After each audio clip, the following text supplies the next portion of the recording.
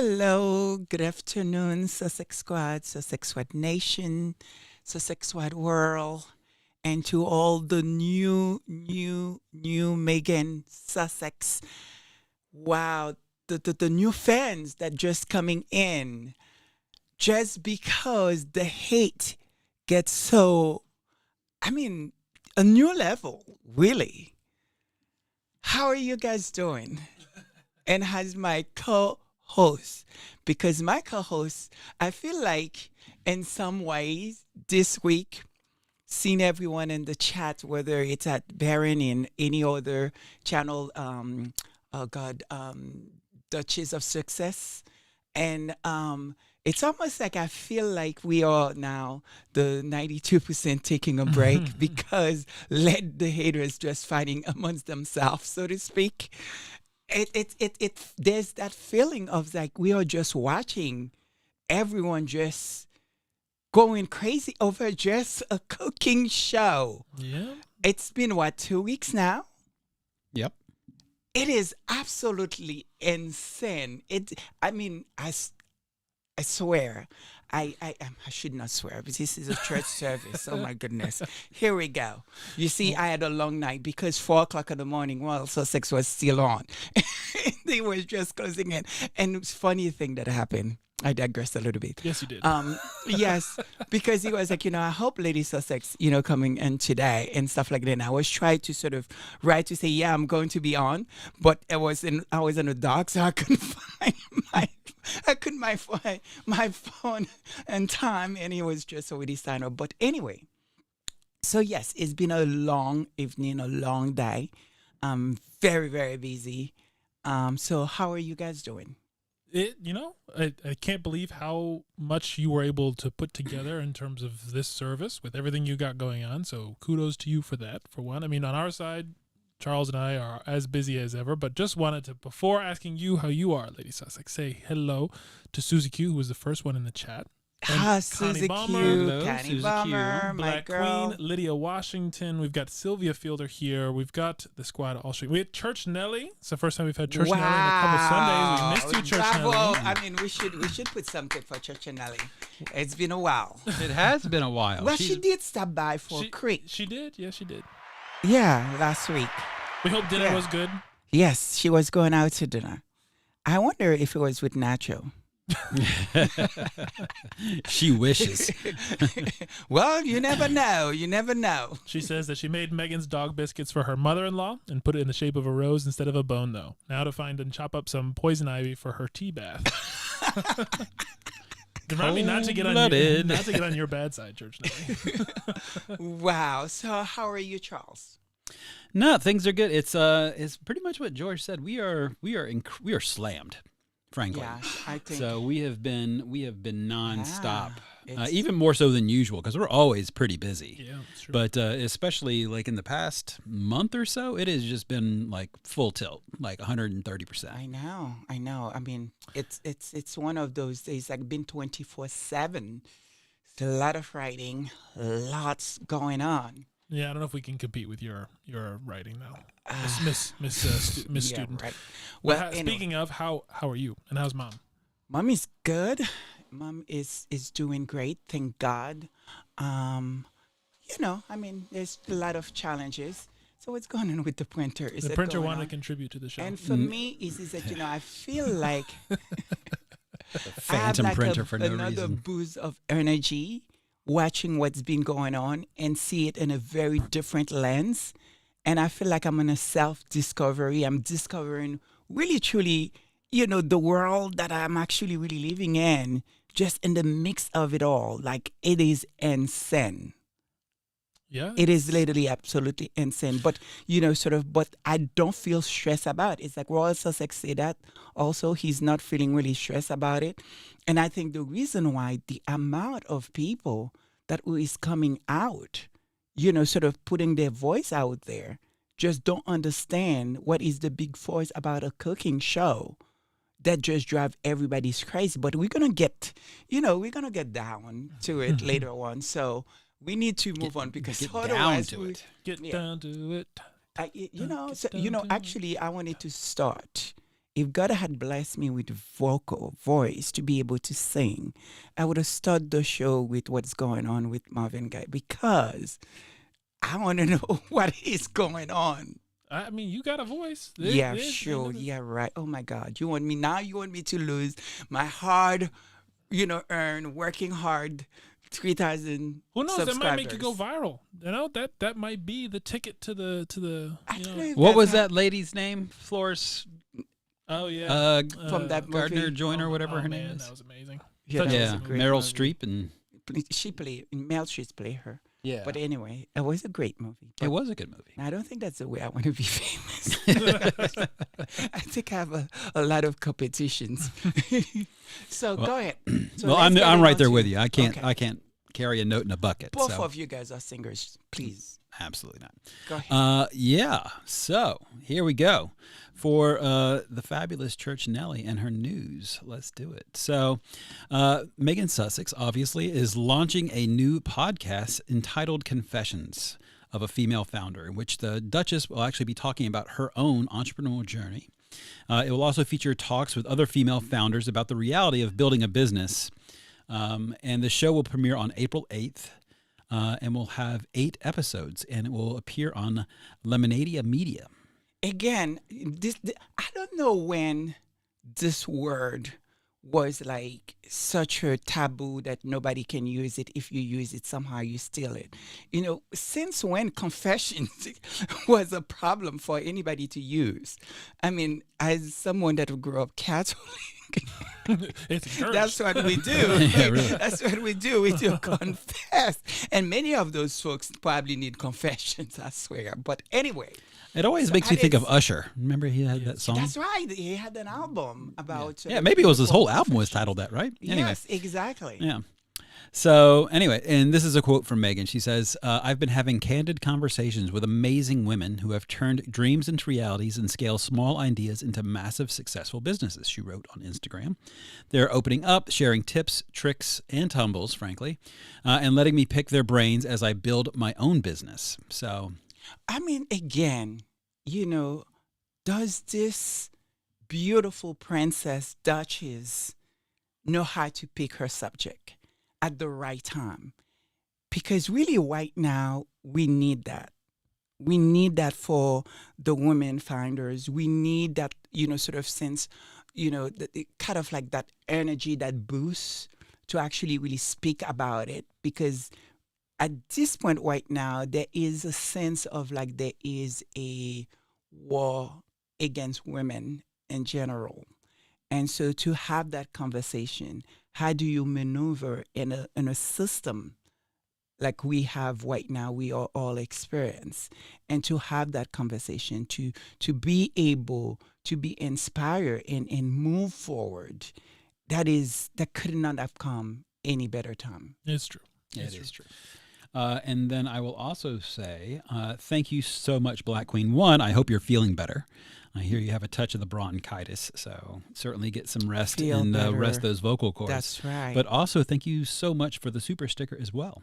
You're Oh, amazing as Thank you. always. Thank You're you. awesome. Thank you. Thank And you, also guys. a shout out to Ann Hall, who said that she cherishes us, Lady Sussex. Oh, Charles. that is Aw, wonderful. that is That's the so sweetest sweet. thing. And we do That is cherish this beautiful. community too. We That's- really do. It means so much. Yes. Yeah. I just hope that we have well, go ahead. Okay. I'll see. Okay. I don't know what that was. Yeah, about, I but want to stay. I want to stay on track today. I'm going to be good. Otherwise, we're cutting off the call. There's a my first for mic. everything. Let's see. Okay, and then on top of all that good stuff, Meghan's show is, as Lady Sussex mentioned earlier, The Duchess the Duchess The is Duchess, all yes. over the news still, and getting a lot of press coverage. That's right. So you have things from like Home and Texture, which actually had an article titled "These recipes with love." These recipes from With Love Meghan will make you a pro hostess. So something as simple and benign as that, of just saying, okay, well, they approve and they're happy with what Meghan's trying to show you, to actually a really important article from Women's Wear Daily. If you guys aren't familiar with what Women's Wear Daily is, it's the Bible, Oh, the my God, industry Bible Yes, for the fashion industry. That's right.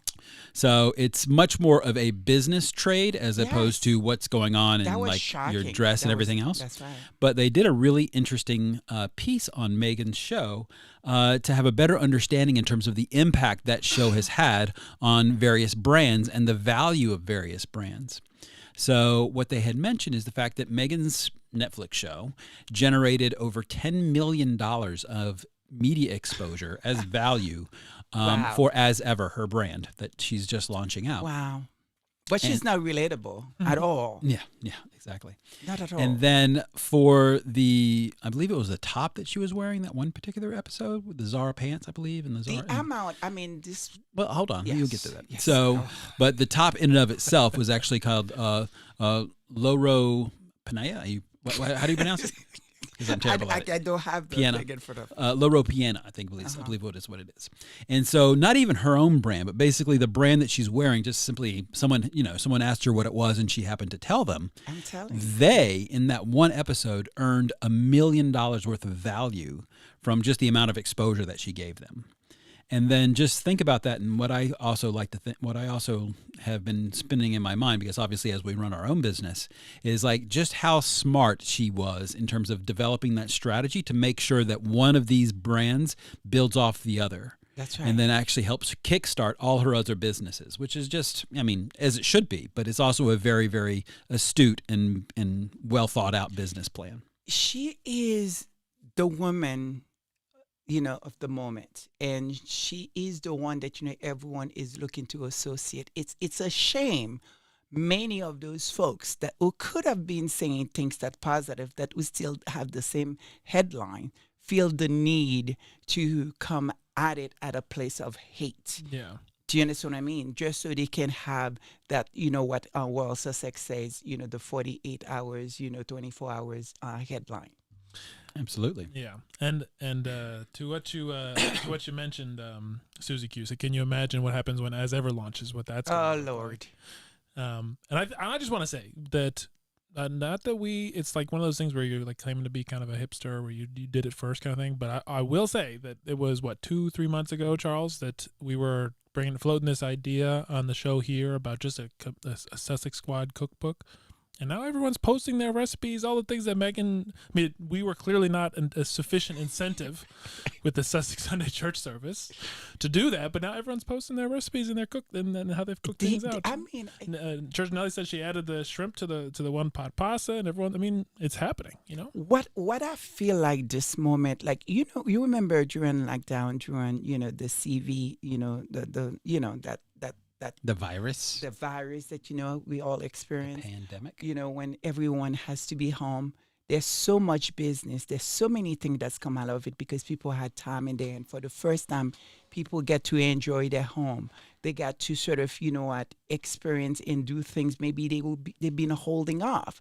And I feel like right now, this moment, I feel there's a similarity because, there is this thing that is happening where especially women are feeling that, they want their rest.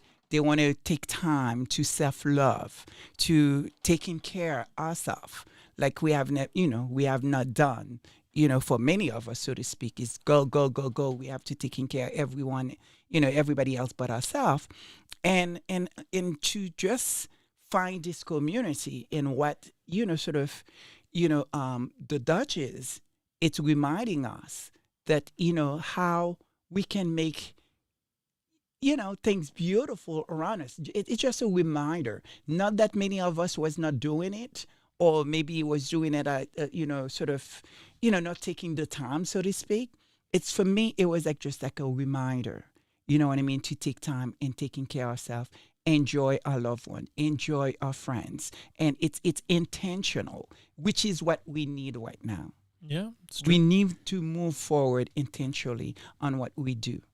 That's right. And taking care of each other and taking care of ourselves. And we hope that you, Carlene, as well, are feeling. You see that you're not feeling so good, so we hope that you recover quickly. Oh, please! We're sending the energy to you right there, and Lady Sussex sending all of the energy right now. Oh, my goodness. May have been a mistake for her to have a coffee right before the show. Well, I thought we learned our lesson. I did not. I thought we learned our lesson about this. I did not have coffee. I did not have coffee. I'm just excited for this moment because I think we have, well, I don't know, but I feel like we have reached a moment where everyone have shown who they actually really are.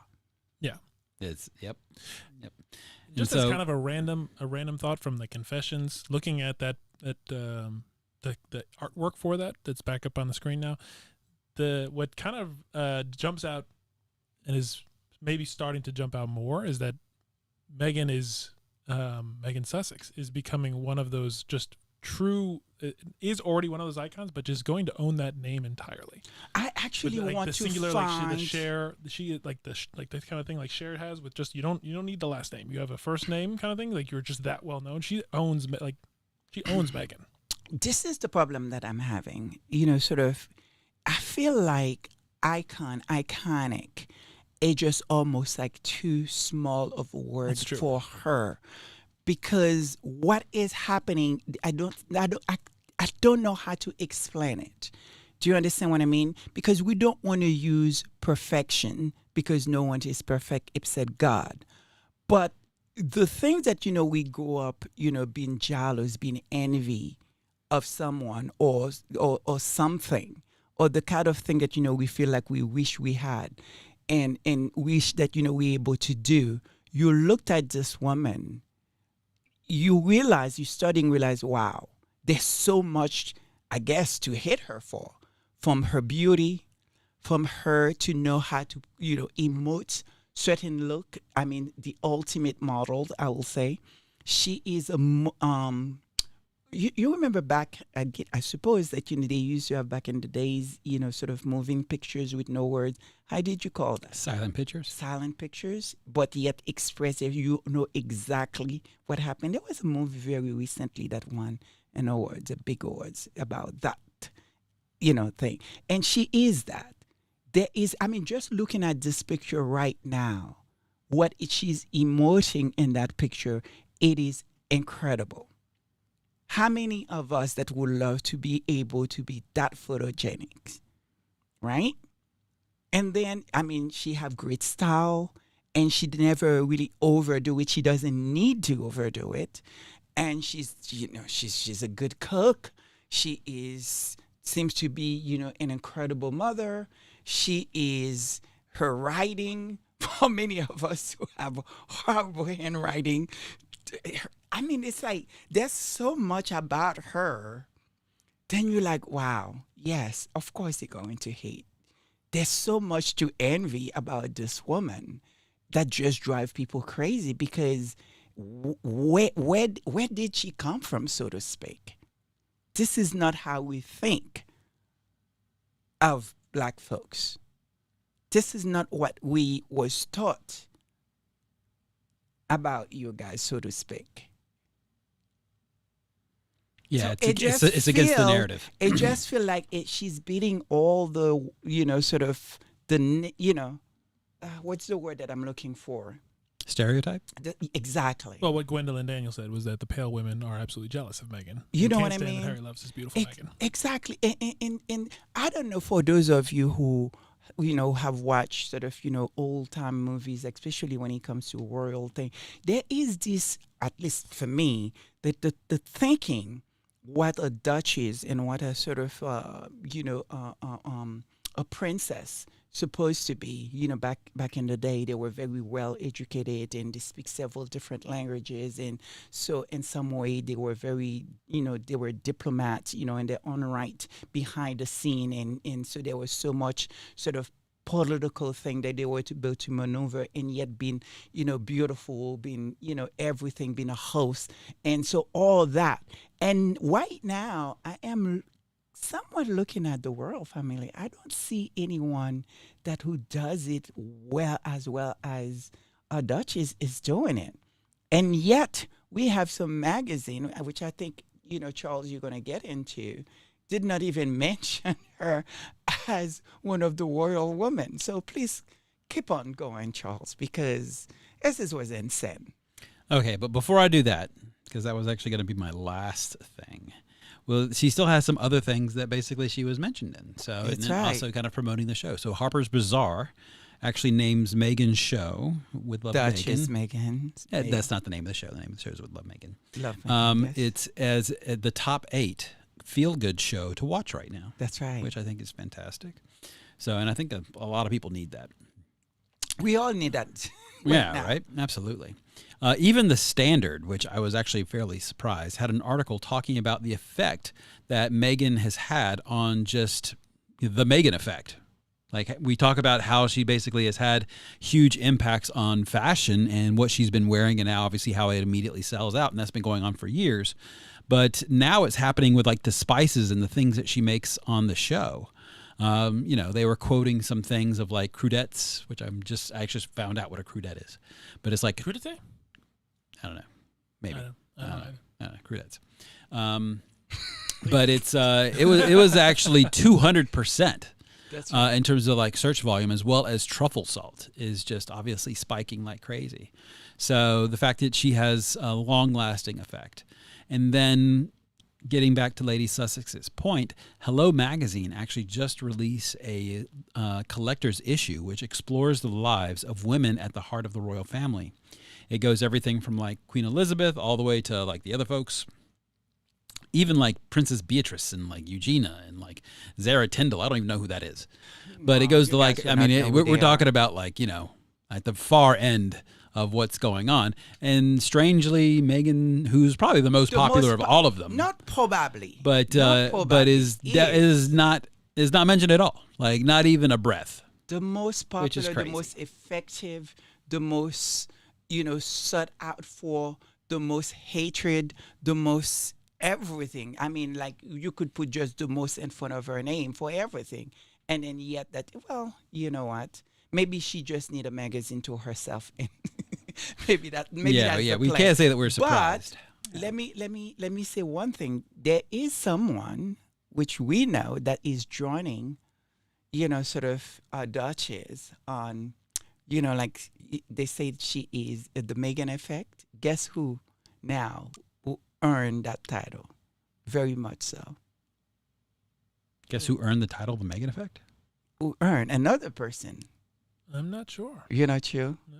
Oh my God, our favorite prince, Baron. Oh yeah. Yeah, I mean, he make the magic sort of, I mean, all he has to say is mention somebody and then sort of, it happened for them because that lady who sort of having so much hatred, against her just because they claim that, somehow that, a Duchess stole, sort of, the words confessions, whatever. I mean, it was just stupid.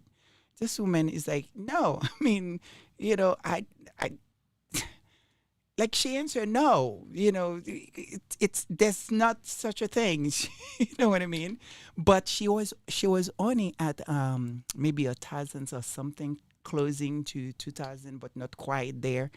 And Baron got her there, like so it was very similar to what happened to us, and it was so incredible.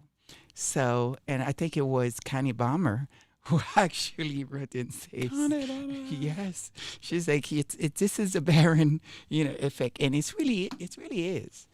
It really is. All Baron have to do is mention your name and you're there. Yeah, definitely. Well, he certainly helped us out, that's for sure. And then I will also say, and speaking of people helping each other, Charlene Brown, thank you so much for the super sticker. Carlene. I said Charlene, didn't I? Yeah. Carlene, sorry. Carlene Brown. French, darling, crudité. Yes, exactly. You really need the glasses, Charles. It's also true. But thank you so much for the super sticker. And to your message that may God continue to bless the squad is showing up for our faves, and God continue to cover H&M under His precious blood. Amen. Amen. There you go. That's right. And then lastly, I believe this actually gets back to your point, is Katie Mighty, I think that's. And then they've this. I believe this was the influencer that you were talking about, right? Is this her? Yeah. Was about all the grief that basically she's had and having to face and actually standing up for Meghan, and like we said, we can't really be surprised given what's going on. And then Connie Bomber, you're making us hungry talking about the chicken tinga and everything else that you guys are starting to make. So, and then also Church Nelly, who's talking about making her tea with some moonshine. Ooh. So yeah. Ooh. Yeah. It's in preparation for St. Patty's Day. That's right. That is St. Patrick tomorrow. Yeah. Mañana. That's right. Oh my God. Happy St. Patrick to everyone. Yeah. Yes. So So that's a wrap. That That's is a what's wrap. going on for church. what now. about Connie Bomber? What is going on? Howdy. So, a couple cool things. So, first, happy birthday to Legs. I've not That's seen... right. It was Leg's birthday. We have not seen Legs under, Yeah, for a while. He's still mad at you. Yeah, I really believe that. I truly believe that he's mad at me. Yes. So yeah, Ivy has another book out. So that's Yes, obviously... yes. I was listening. I think it was last night, and I didn't really catch. I don't know if Royal Sussex put it on the chat or the thing, but she has a book coming out, so we have to support Ivy. She's incredible. Yeah. Yeah, and fairly prolific for her books.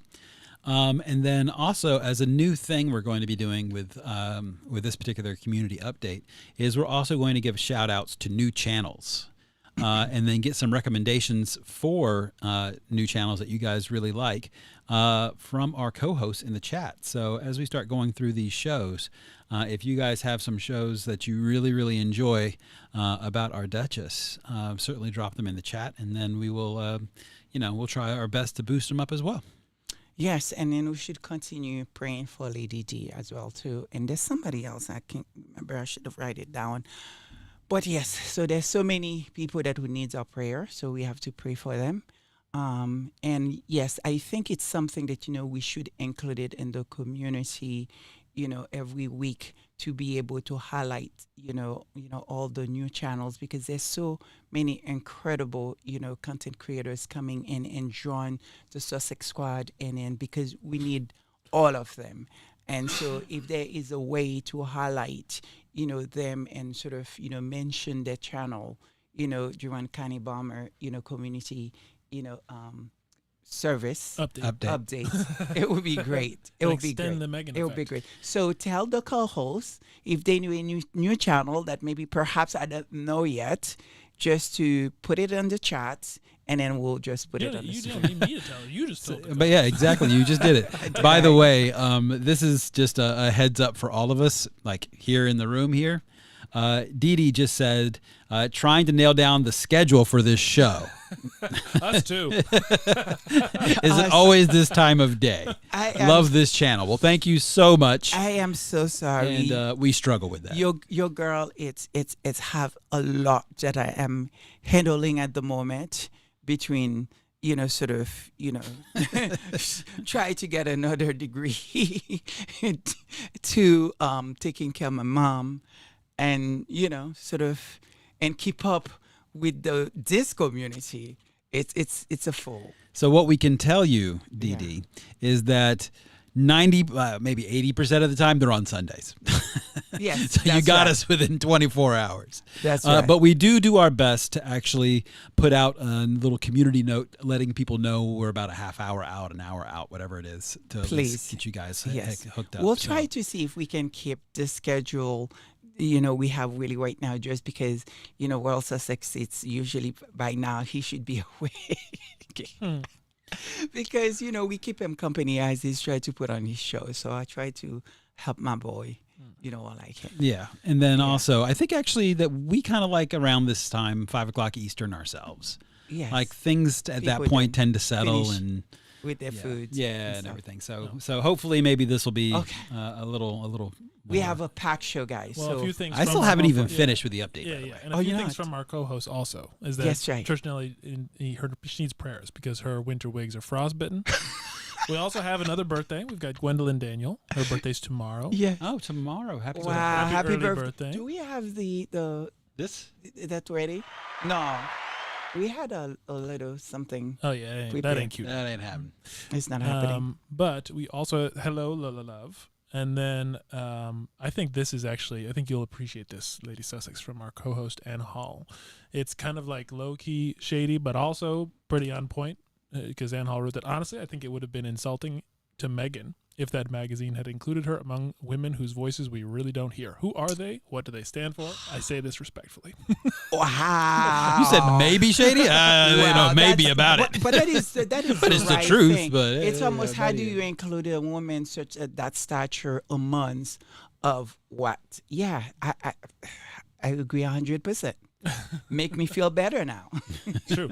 Yeah. Yeah, it's true. What else? So there's another actual very interesting book out called The Unmasking of AI, which George and I have been dealing a lot with lately.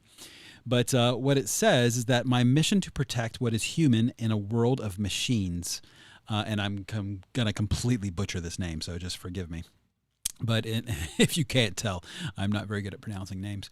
But Dr. Joy Bulamwini, that's actually not too bad.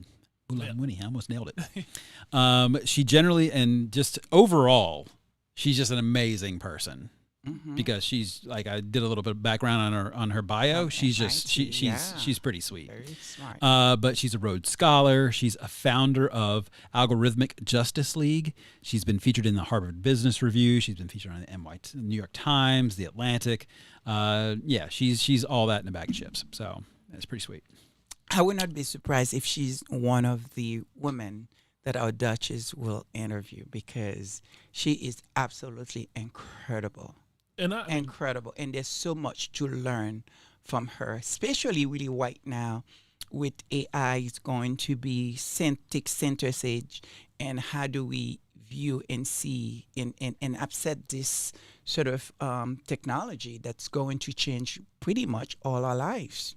Yeah. How we do things, sort of, really, it's going to be crazy. So to have her perspective and to have that conversation, to have a much better understanding, I think it would be great to have her in that show. Confessions of Female woman, founder, yeah. Female founder, yeah. Yes. So, and then the last thing for Connie Baumer, before we actually get into the show, is the fact that Archwell actually promoted a session down at South by Southwest, where several members of the Responsible Technology Youth Power Fund actually had a panel. And they are really the leading voices and experts in the topic of responsible technology. And the panel was actually titled Screens to Solutions, a Youth-Led Tech Revolution, featuring a whole bunch of folks. But super, super interesting. The conversation was focused on the digital wellness movement and the youth leaders working to advocate a safer online space. The panelists discussed the layered of endemic loneliness, as well as the role that technology plays in the addictive business models that are actually utilized against these teenagers. Well, just society at large, really. These leaders are innovating towards positive change in digital spaces through their interventions, such as storytelling, advocacy, as well as reshaping digital habits. And they were just saying how proud they are of these youth leaders' voices and the fact that they're being amplified in order to create a better online world, because that is just super, super important. I'm telling you right now, guys, mark my word, Archwell Foundation and Archwell, this, sort of with the studio, Archwell, all the programs that they are putting out, that name Archwell, it's one that, everybody now studying know. And there's not that many foundations that's so clear and so sort of you will remember. And I believe Archwell's going to get massive in just a few years. Massive. Just in name recognition, period. I mean, certainly, if you look, even never mind who Prince Harry and Princess Meghan are, and in and of themselves, just the nature of their Archwell's focus so far in terms of the work that it's doing. The work that they are doing. They are focusing on Absolutely. some of the most important challenges and areas today. So definitely. Yeah, because there's some incredible, foundation out there, but I have no idea, who they are and what's their name. You know what I'm saying? But that name Archwell, even if you didn't know it's a foundation, but you have heard the name somewhere, somehow. True. Well, I think that's also just, again, another facet of how important Meghan and Harry are, just because they can literally just summon, more press than anyone else. Like, they can just get more exposure. So Absolutely. I think that's a huge facet of why they are as successful as they are, because they can literally just walk down the street and create a press event. That's right. So we have to get the show going, guys, because there's so much to talk about. Can't yet. Okay. Can't yet. And there's a lot. You can't keep going yet. Okay, go ahead. We have to first as always, we have to thank everyone. Of course we do. So thank you, everyone, for being here with us, being in the chat especially, keeping us honest in terms of what's actually going on, and contributing as wonderful co-hosts. Thank you for everyone who also reminds us that we need to ask people to like, share, and subscribe, and we do appreciate all of you who do that. Thank you for that support, and especially, as always, thank you so much. Thank you so much to everyone who contributes with super stickers, as well as in particular our members. And as always, that is many of whom are with us right now: Patricoa Marcel, R.R. Carter, Antonio TC416, Black Queen, Church Nelly, Kay Castillo, Eve, and Connie Balmer both, Sylvia Fielder, V. Thomas, Lady Rose Sussex, Bryce Thompson, the one and only Royal Sussex, Lydia Washington, Connie and Julie, Angela White, Chef Sandy Love, Dawn Robinson Gales, Diane Hawkins, Ingrid Soares, Avid Reader, Marvel Walker, and April Showers. Thank you all so much. That's right. We couldn't thank you, more than, it's incredible that to have, that kind of group supporting us and almost give us the thumbs up and said, continue doing it. It's amazing. Yeah, and it's amazing. For you, certainly, for both Charles and I, going through what ends up being very long weeks with lots of hard work, long hours, to always know that at the end of the week, or really at the beginning of the next week, we're starting off in this community where there is such support and such love and this is my joy. This is my joy. This is where I get to relax. It's like, sort of taking a break and be with friends for, a few minutes, a few hours. So it's incredible. I love it. A few hours is more like it than a few minutes. Yes. So what else? No, that's it, unless you're ready to really start off the service, in which case we can remind everyone. Mm-hmm. Yes, remind people what? What are you reminding people? Well, we're reminding people that even though this is a church service, if this is your first time listening, it's important to hear. For those of you who have been listening, you'll know this already, but we are not an evangelical church trying to convince anyone to change their religion, change their beliefs. We're simply here to highlight those people who we believe are doing good work to make the world a better place, and in particular, Harry and Meghan and the Sussex Squad. That's right. And we are also, very importantly, especially in this digital age, not claiming whatsoever to be experts.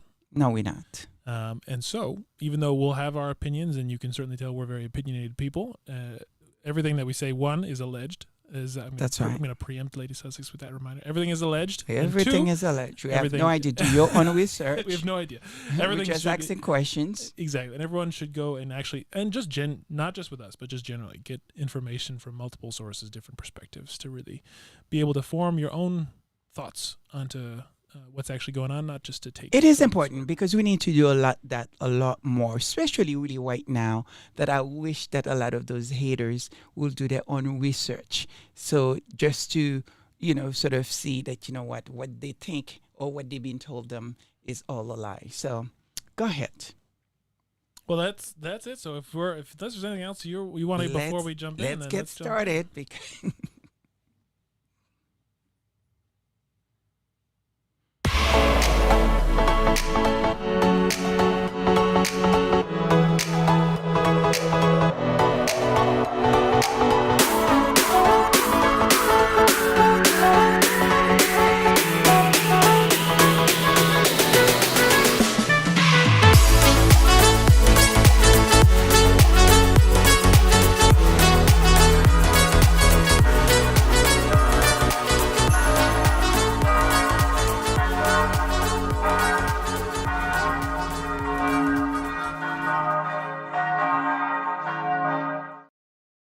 my co-host, Sussex Squad, Sussex Nation.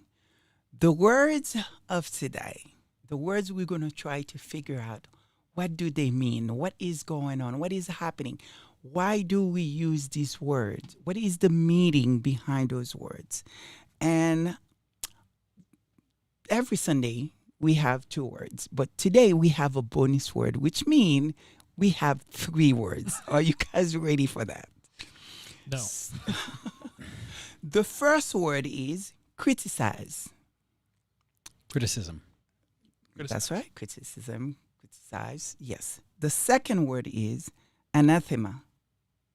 not a word that you know what you often hear or people use. Yeah, but you it can is tell a, you must be like spending a lot of time in those books and over I'm in school. doing I don't know tons of where you got research. that word from. Yeah, it is important, anathema. And it is a very important word right now to describe really what we are seeing, what people need to know that is happening.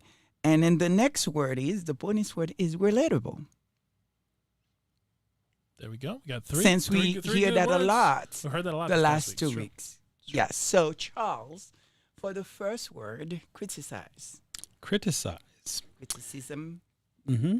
and everything Criticize else. was actually first used in 1621 and is derived from the Latin. 1621, correct? 1621, exactly. Correct. And that is Latin. Correct. It's actually a transitive verb.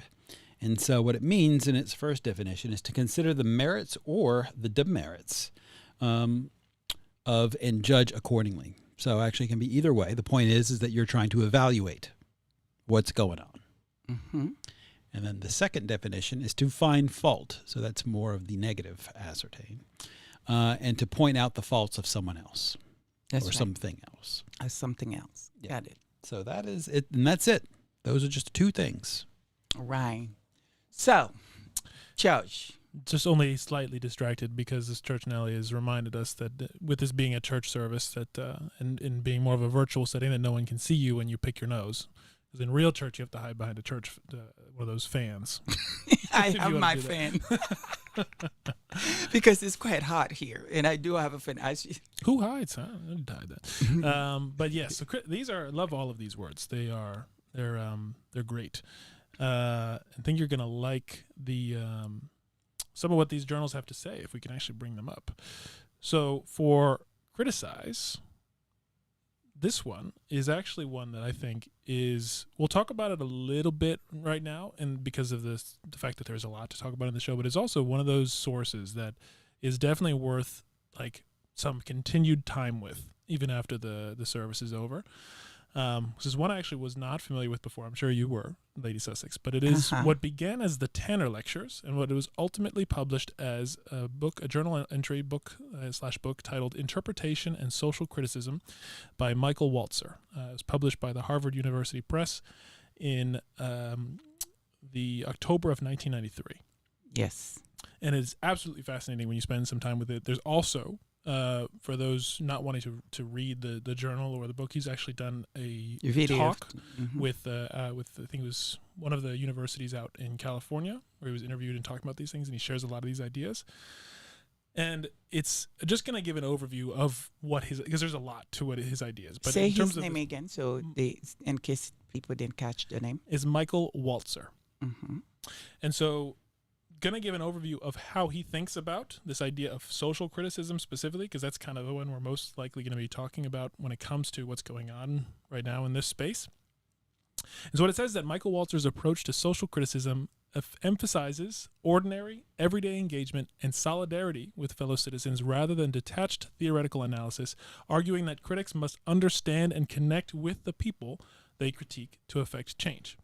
And so breaking that down more, there's a couple of buckets. One is that social criticism as just an ordinary activity. It's not like literary criticism where it's reserved for just a few select people that are qualified to do that. He sees social criticism as a natural and common activity, not solely the domain of intellectuals or experts. It's more like the educated cousin of common complaint. Mm-hmm. Then he goes on to say the ideas around the importance of connection and solidarity. Walzer argues that social critics must connect with the people they are criticizing and express solidarity with them to be persuasive and effective. You can't just kind of criticize from the outside and expect to do anything. You actually have to be a part of that community. It's interesting when you go and read some of the specific ideas. He talks about this, the idea of even just saying social criticism is one of those things that actually defines both the object and the subject of the criticism, much like self-criticism. Like the self is doing the criticism, but it is also criticism of the self. And it's the same thing with social criticism, meaning you have to be a part of the group that you're critiquing. And hand in hand with that, it's not a detached, disinterested observer. Walzer argues that the social critic is not someone radically detached and disinterested, not this sort of like ivory tower, theoretical, fully objectified perspective, someone that is a total stranger, but rather someone that is woven within has attachments, has interests in that given society. Also in hand with that is that idea of criticism coming from within, that critics should be one of the people and studying those ideals that their community fails to live up to. But importantly is this idea he gets to of agency and power, that while criticizing, Walzer acknowledges that social change requires agency, which in turn implies having power, and that as critics, those social critics must be careful not to become just apologists of the powerful. And the last sort of key subsector of things that he talks about, although there's much, much more, again, because he's a massive mind in thinking, and there's a lot in it. But just the last thing for purposes of this conversation is that idea of the interpretation alongside social criticism. So Walzer explores the role of interpretation within social criticism, arguing that just the way that we interpret things, interpretation can be a powerful tool for understanding and critiquing society rather than simply being bound to what is the current status quo. So I thought that those ideas of this sort of, it's not this thing only reserved for the elite, it's something that we all must do. You must be tied to that community if you really want to affect change. What does that even look like? I thought this was just fascinating. Absolutely. And that's one of the reasons why I wanted to look at this word, because when you looked at the folks that who try to criticize are Duchess, that is really not a part of her life at all, and that who don't really spend the time to understand, involve in her life, and to try to criticize something that you don't even know, something that you not even associate with. But yet you turn around the other worlds, the ones that they are defending, that have so much going on that they should criticize, they should look into.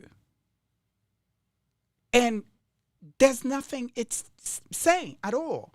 I mean, we just this week saw probably what felt, sad to look at is this picture, the picture of what's the name of the Duke brother?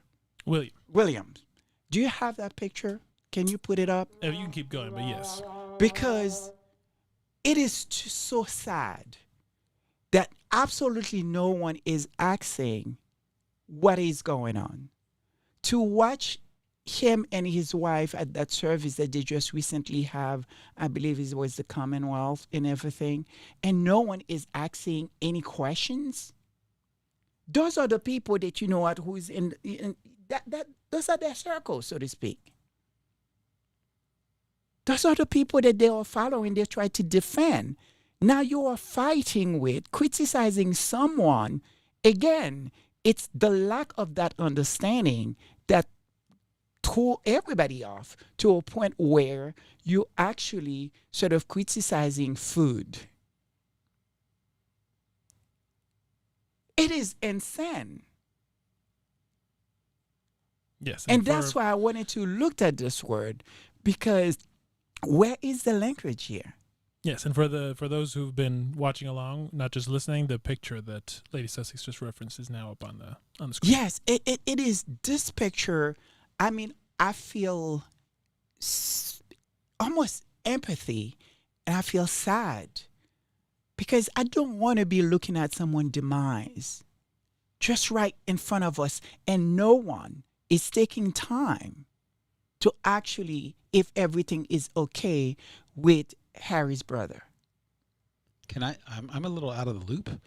Can I just ask, what is the context of this picture? The context, apparently no he was in a football match, and I don't know, maybe he get a little bit excited. I don't know what was going on. Some saying that, it looks like, he was, on some sort of, whatever that people do, and there is something behind that look, behind that action. Again, those are people that will criticize our Duchess for every move, everything, for even sort of cook with white blouse on, and yet we are looking at this that we have on the screen, and no one is asked if Prince of Wales is okay. It's Princess of Wales, it's okay. It's their marriage, it's okay. There is so much there to talk, to criticize, is that will seems to be really fair.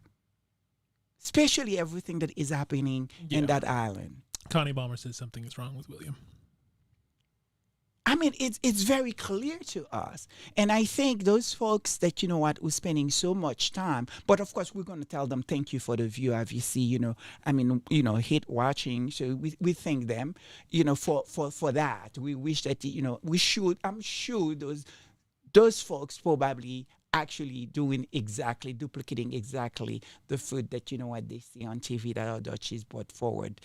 No, regardless what they may say, but they spend their time criticizing someone that they claim that who's not relatable.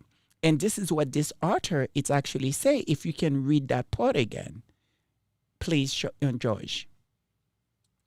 Yes, and I'm half distracted coming back because I'm seeing this conversation from our co-host in the chat as well, which is close to all of our hearts. I know here, very serious subject, which is Yes. just how incredibly delicious fried plantains are. Aha, it's Because, amazing. Yes. Anhal was remarking from what Sharon Augustine has cooked. That One is- of our is eating favorites that, here. eating that while watching With Love, Megan. And yes, you can do it with bananas, but plantains are remarkably different. And like, especially, sweet plantains are good, but my personal preference is the Yeah, fried the green sweet is plantains. it's good too. Yes. But what did you want me to read again? Yeah, I mean, read the first part. The first. About criticism. Yes.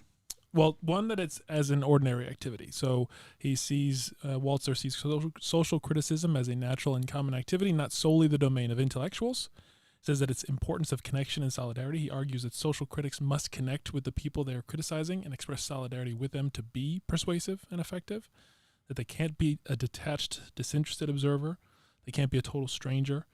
They have to be from within, that you have to be one of the people studying the ideals of their own community and how they fail to live up to it. And it was incredible because that criticism that come out, it brought people that I never thought that will actually sort of had something to say or say anything about our Duchess. We have Tabitha, speak politic. This is an incredible woman, well respected in the community of politics, and I believe TikTok and all the different channels and everything. I mean, she's always there to bring you the latest, and she have a big follower, and you don't really often see her sort of go any place else doing anything else, but what she does it really well, and she took the time not just only to talk about what is going on, but even going as far as supporting the Duchess. And I think it's really important that, I believe we have a, sort of, you guys have to see this. I mean, this woman, she have her show in her, I guess, whatever, her office or living room or whatever. She have her show almost every day, and she's in every platform. Sort of whenever I have time every day, I try to actually really listen to her because she is that massive of a voice, in the political, sort of atmosphere. And she literally did something really incredible just to show our Duchess sort of, support. I did see us, I mean, the whole week she was actually really doing great because she, Baron, our Prince Baron, did cover her, early of the week. But yesterday, I think it was yesterday, she put this incredible video together.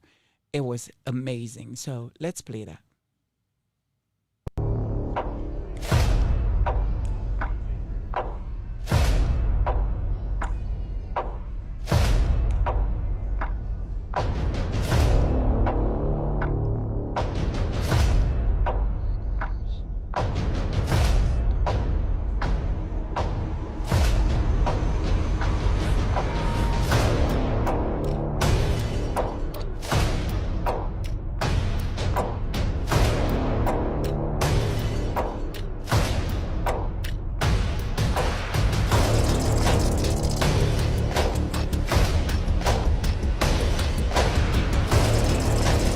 Listen, Linda, listen. Let's talk.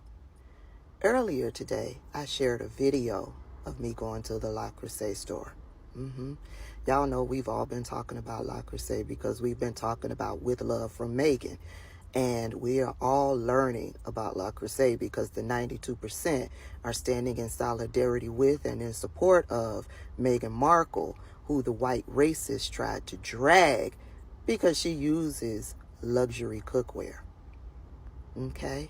And so I shared a video of me going to the La Crusade store because I've decided that I want to upgrade my cookware. And so in sharing that video, somebody got down in the comments section and said, well, I'm just fine with my stainless steel pot that I got from whatever store. Well, I am ecstatic for you that you are happy with your stainless steel pot that you got from whatever store. Bitch, that's not how I'm moving right now. I want La Crusade. So I went and bought La Crusade. And if you can't be joyous in that with me, there's something wrong with you. Your energy is off. And I don't want none of your sour energy in any of my spaces. So I will block you. Bitch, if I'm sharing a slice of cheesecake that I'm ecstatic about and I'm getting ready to enjoy, and you get down in my comment section talking about the fat grams, the sugar grams, the whatever grams, you trying to rain on my joy. You are trying to bring me down from this high of joy that I am experiencing. And I will fucking block you. I don't want your negative energy anywhere in my space. I don't understand people who do that. When people share stuff and they're excited about that stuff, I'm excited for them about their stuff. Regardless. I don't understand this shit. Take your negative shit somewhere else. Get it out of my comment section. Furthermore, if I see you in somebody else's comment section trying to shit on their joy, I will block you. I'm at Trader Joe's. I'm getting ready to go in here and get me some fresh flowers. Shout out to Meghan Markle. Those daffodils are so pretty. Should I get some? I think I'm gonna get some. I want a colorful bunch. Something like this. Those orange flowers are so pretty. Are they sunflowers?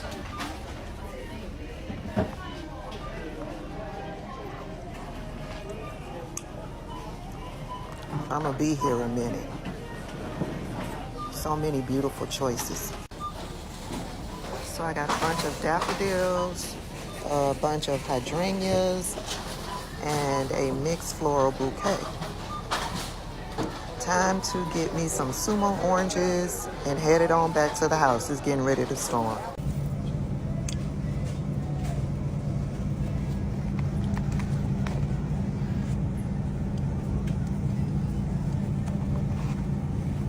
And will you look at that?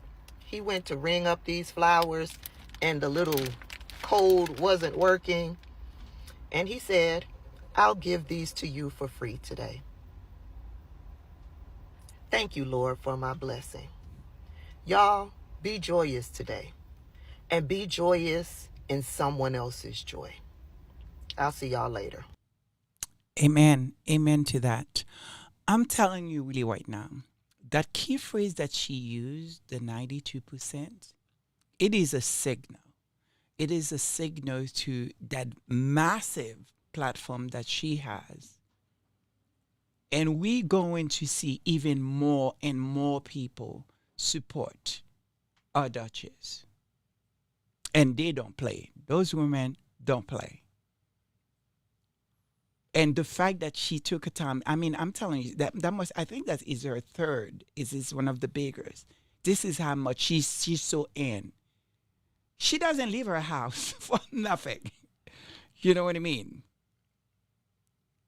She's too occupied, she's taking care of herself. And the fact that she did this is what those haters brought on. So for that, I thank them. And even more, that Dr. Richie. Well, before you go on to the next one, we'll just say it is incredible. Everyone, all of the co-hosts are agreeing that Tabitha Speaks is fantastic. Gwendolyn Daniels said that this lady speaks the truth. Josh Nelly said, I love Tabitha Speaks politics. Sylvia, and this is an important one, that Sylvia Fielder said, I watched Tabitha daily, and today she went to buy vegetables to grow, and she said to start your garden for these times that we are in. So, Wow. a public service announcement from Tabitha. Well, I've not seen today's show because I was preparing for this show. But I'm telling you really right now, this is, like I said, this is a movement. This just turned into a movement. This is about to get big. And if they think that, you know what, the first, what is it? The first episode, the first, Season? go around season was big, you wait for this season 2. So what else do you have before I talk about? Go on to Dr. Richie. Dr. Richie, there is another masterful man, like a powerful man, like so appreciative of him, Dr. Richie. He is a professor. He is, he speak politics. He's a very, I don't know what else to say. I have so much respect and love and admire for this man. And again, the kind of topic that, he talks about, are very serious. He's a very sophisticated man. He's a very, he doesn't try to go into the mud, so to speak. Yeah, he's great. He is incredible. And even him, I don't know how that get through him, but somehow I tune him in just to watch, because usually I get these little clip here and there, as I'm trying to relax. And he was talking about, I was gasping for air. Like, I didn't understand it. This is the rich that, this is getting. Where people that who probably either was not noticed, that was unaware, that was just now said, there's something wrong right here. People cannot be fighting for food. Let's play Dr. Richie. We'll turn on Dr. Richie, and we'll do so while we say hi, V Brain. And imagine you sipping your tea while arranging flowers while this is playing. That's right. Outraged. They are outraged over Meghan Markle's cooking show. Yep. Put it up. Okay. Let's go to the compilation of women that are hating Meghan Markle. I'm literally watching Meghan Markle in bed and I can't stop laughing. So pretentious. So pretentious. Meghan Markle, I will not be watching your cooking show. Look like you haven't eaten in 5 years. You guys, the Ozempic has definitely traveled to the brain with this show. This trailer looks like Meghan's had a lobotomy. There is not one thing I envy about this boring, sanitized lifestyle that she is trying to curate. Meghan Markle's showing the exact same qualities of Blake Lively. She's not authentic. She's not genuine. And I just think this show's dumb. Sorry. And I'm allowed to say that. And it's not racist. Please let me advise you. Please, I would do anything to just advise her. Like, it's just you're watching something, you're like, why'd you do that? No. Oh, hi, lovers. It's me, Meg. You're so happy to see me. I'm so happy to see you. I wasn't expecting you guys, even though I'm the one filming. So funny you say that. I'm Sussex now. This is crazy. Listen, I'm just as confused as you are. I'm trying to figure it out too. Put it up full mass. Here we go. Meghan Markle's new lifestyle series called With Love, Meghan on Netflix. In each episode, the Duchess of Sussex shares some of her favorite recipes and hosting tips with her famous friends, with a California country house providing a beautiful backdrop. After holding a steady spot on the top 10 list for Netflix and leaving viewers desperately searching for where they can buy every pot, knife, apron featured in the show, the streaming service has already committed to giving fans even more content. CNN reported that Netflix just renewed the show for season 2, which is scheduled to start soon. All right, so this is January. A January X post, Netflix UK and Ireland announcing the show's premiere received nearly 2 million views and plenty of negative comments from those who have no intention in tuning in. She's so fake, one says, and hasn't an original idea in her inflated mind, end quote, wrote one person in the comments. Quote, The Sun took a few shots at the show too. A March 4th TikTok post called the show cringe, with lots of commenters co-signing and accusing the Duchess of being fake and narcissistic. Former Vanity Fair editor Tina Brown slammed the Duchess for debuting a show about fake perfection in the latest edition of her Substack newsletter. Quote, fresh hell. Quote, with her unerring instinct for getting it wrong, Meghan has come out with a show about fake perfection just when the zeitgeist has turned raucously against it, Miss Brown argued. Quote, she has never figured out a convincing persona masquerading as an influencer. She's the ultimate follower, which inevitably means she's behind the curve. End quote. I mean, damn, that's brutal, man. I didn't even know people were this angry at people who don't lead.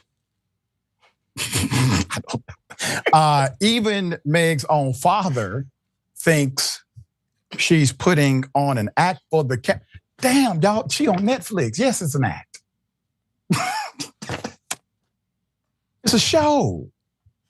She's not providing authentic commentary. She's telling people how to cook certain things and bringing on her Hollywood friends. And they also are in front of a camera and they act for a living. And it's a put on. Yeah. All right. Quote, unfortunately, Meghan has never been authentic. She has to think about everything. She's not spontaneous.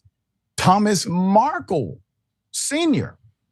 told the Daily Mail, quote, everything she says is pre-planned and rehearsed. It makes me laugh because I know all her looks and expressions. This sounds like some inside information here. I don't understand what's going on. All right. I didn't know that about the sister. So it is, again, when it comes to her father, I know what this is about. It's about exactly what I said last week.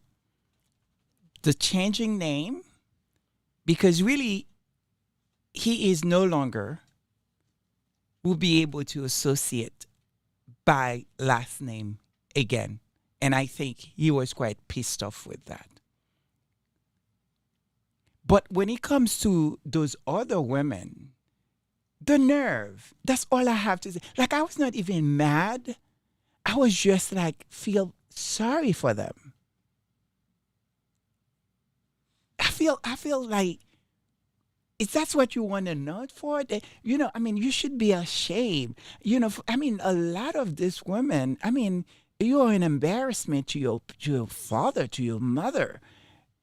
Really. Like, I was not really mad. I looked at it because very often I don't go to these channels. I don't, sort of try to listen to anything. The haters, very often I heard the Sussex Squad calling, deranged and, sort of, and I'm like, this is the first time I looked at it and I said, yes, this is what,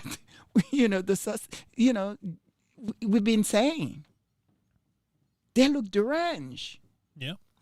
Well, and Hall added that these people have issues. We need to hug They them do. in prayers. They need prayers. The reactions aren't to Meghan. They're reacting to internal battles and struggles, which Church Nelly then said, okay, Ann Hall, you hug them. I would rather put them in jail or in an asylum. Maybe all the above, because no wonder you go nowhere. If you're sleeping, you just, it's like, really? Yeah. They look like they have absolutely no life. So I actually feel sorry for them than anything else. Now I understand when, or Duke or Britain says that, you know what, he feels sorry for them because, they keep waiting for something to happen and it doesn't happen and everything. Like, now I understand because I looked at those women that were actually doing the criticism. Like, I feel sorry for them. Yeah. I feel like they need a hug. They need mentorship. They need something. They need prayer.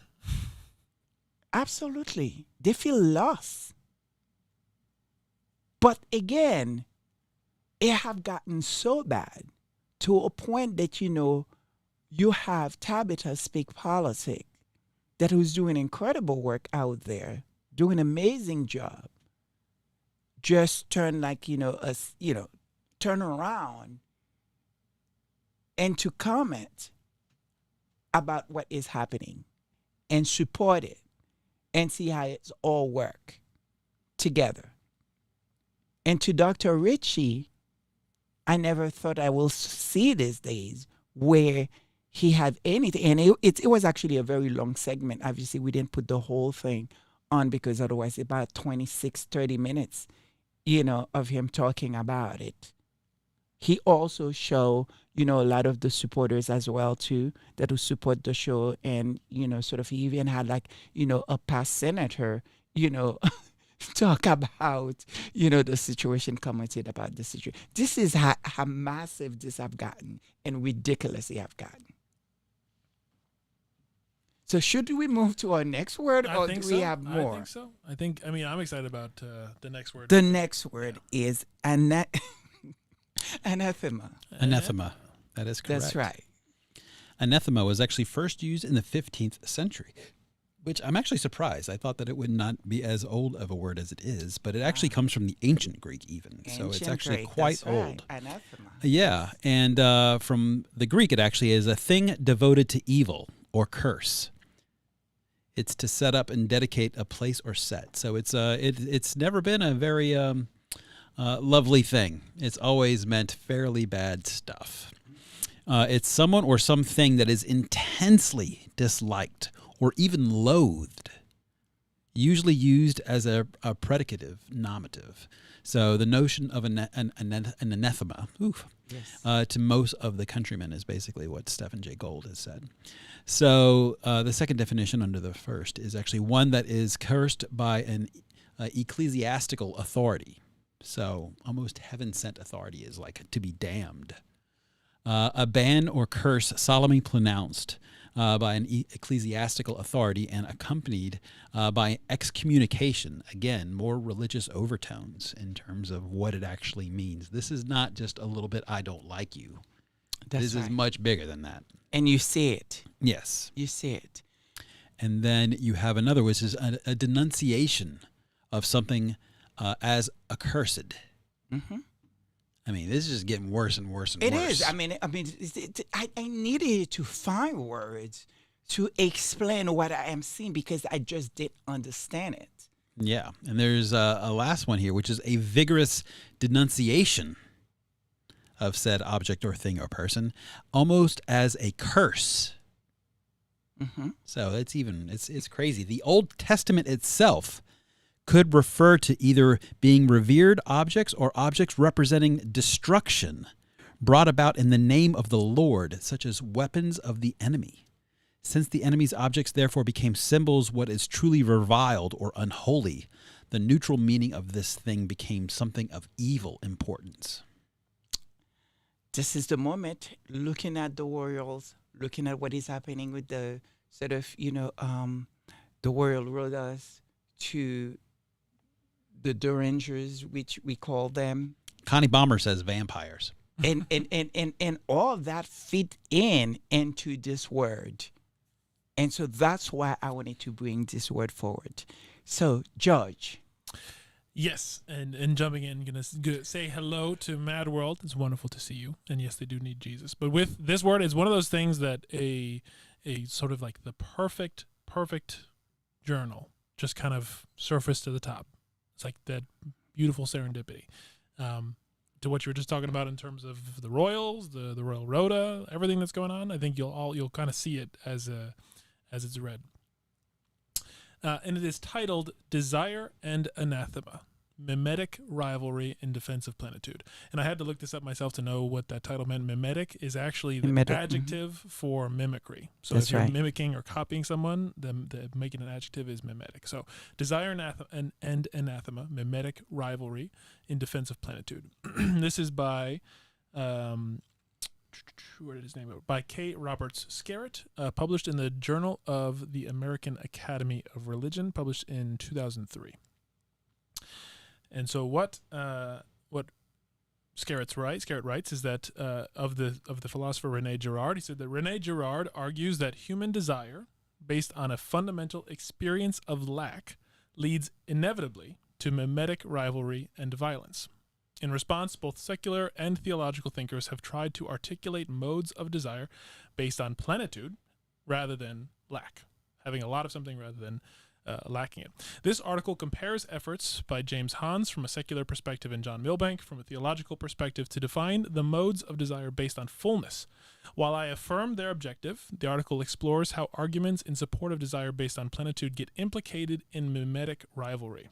I use political theorist William Connolly to trace connections between the fullness of desire and the urge to anathematize rather than oppose a rival position. So to make it to curse, as Charles was just saying, to fully curse it and denounce it, anathematize rather than just oppose a rival position. I argue that affirmations of desire based on fullness must remain alert to the emergence of rivalry and violence in their course.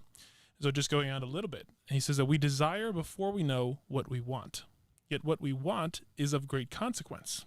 In Violence and the Sacred, that's the title of the book by René Girard, René Girard develops a systematic account of the connections among desire, rivalry, and violence. We are subject to intense desires without knowing what we want, according to Girard, because what we want is being in italics, being. Desire expresses our lack of being, a fundamental yet amorphous lack. We look around and see others who seem to have being, and so we desire to be like them. We orient our desires according to prestigious models, such as parents, teachers, or leaders. We want to become like them by wanting what they want and by acquiring what they have. This means, according to Girard, that human desires inevitably converge on the same objects. Rivalry is the consequence of mimetic desire, which leads to socially endemic envy, frustration, and violence. This is heavy, and I need to be very, very, very careful. Think about what feels like or how the world order is presenting the Sussexes and as well the Welleses in a way that is rivalry, that felt at times very violent, so to speak, from the word, from the speech, and the position that they put, the royal, the Sussexes in a place where they feel unsafe to everything that, we see it's happening. But at the same token, we looked at what feels like the mimic that just copying everything the Sussexes are doing, from what they wear, from where they go. It's that thing that, about them that they don't have what they want. They want to be like. But yet, the way they were presenting it, how it's all going and move forward, feel very violent, in my opinion. When you hear that, at the sort of, the kind of vulgarity, so to speak, against this, our Duchess, to, what we have heard from the folks over in England, if only we know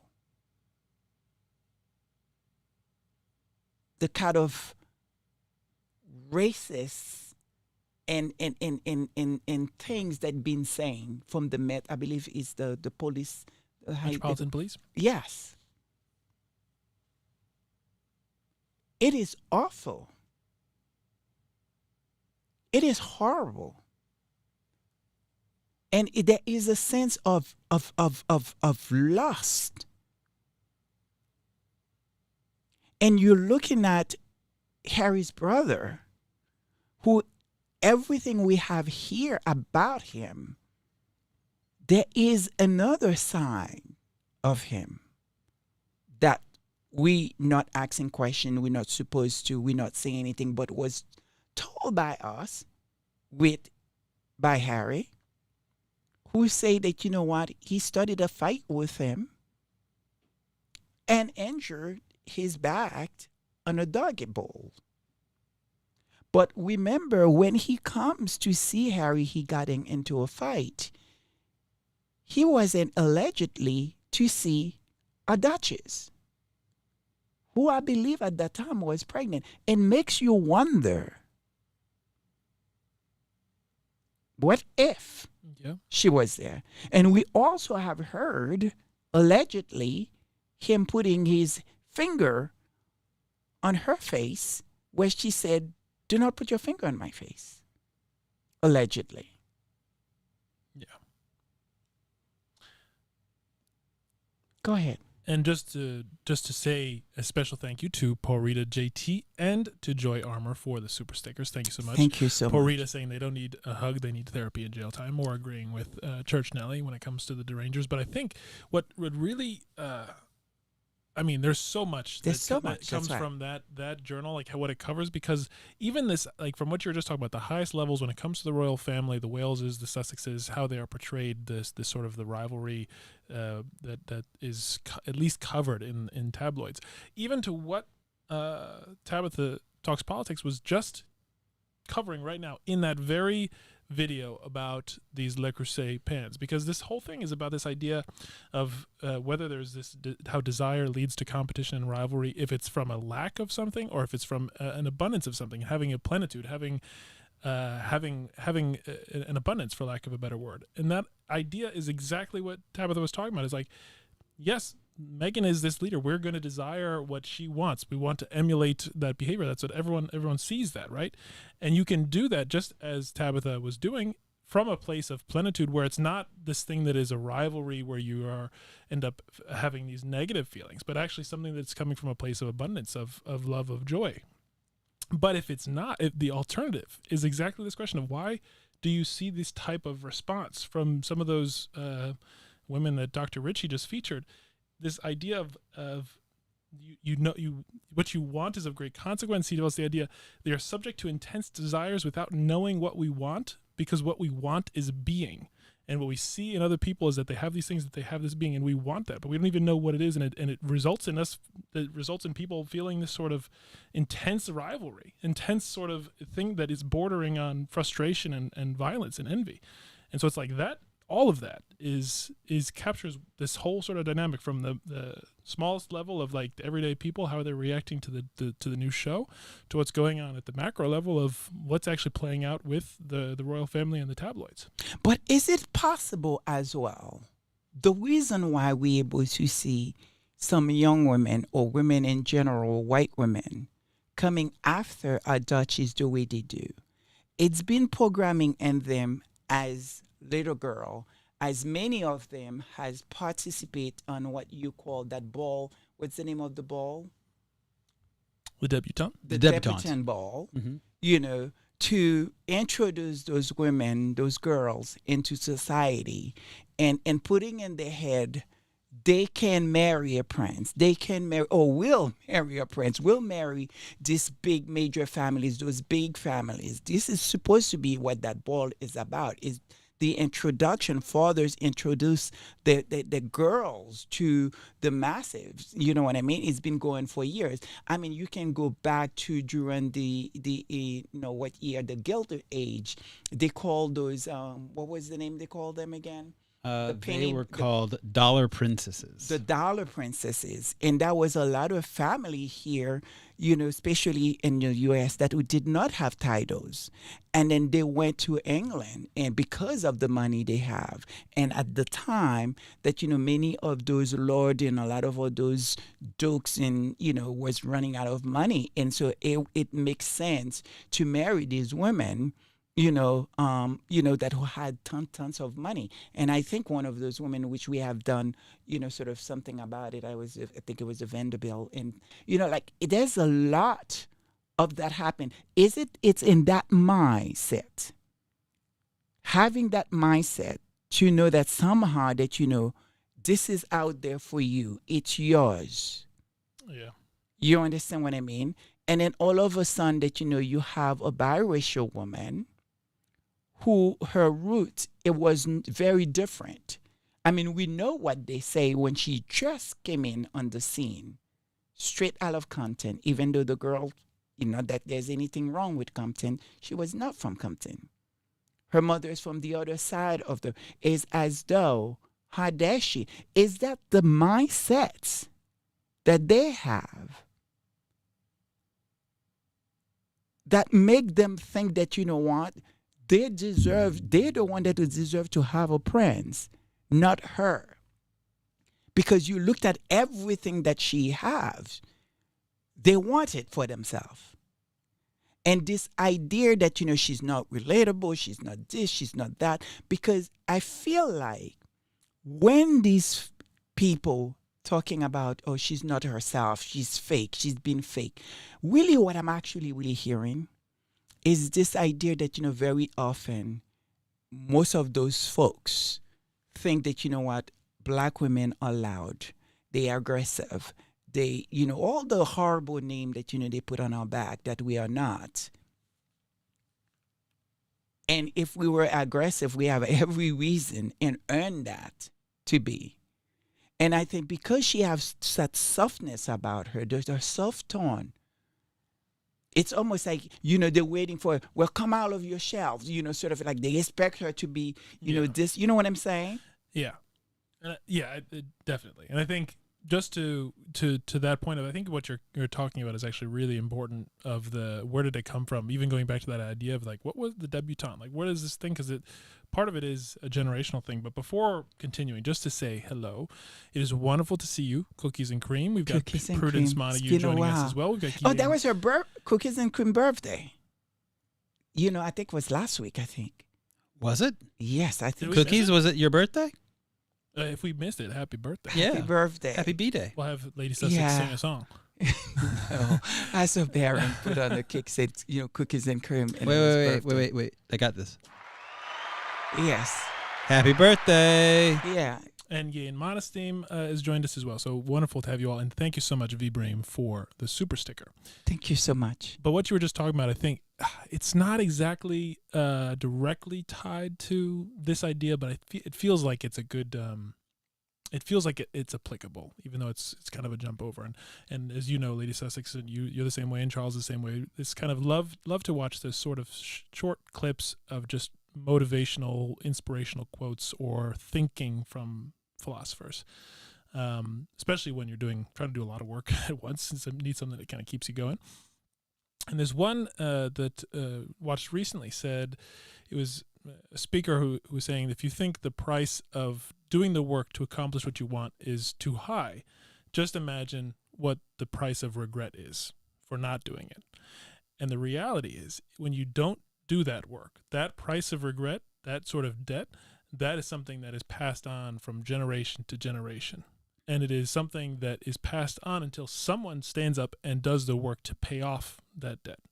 If you're given potential, if you're given opportunity and you choose to not lean into it, that there's this, it is a mental sort of impact, emotional impact that doesn't just stay with that person. It's passed down from generation to generation.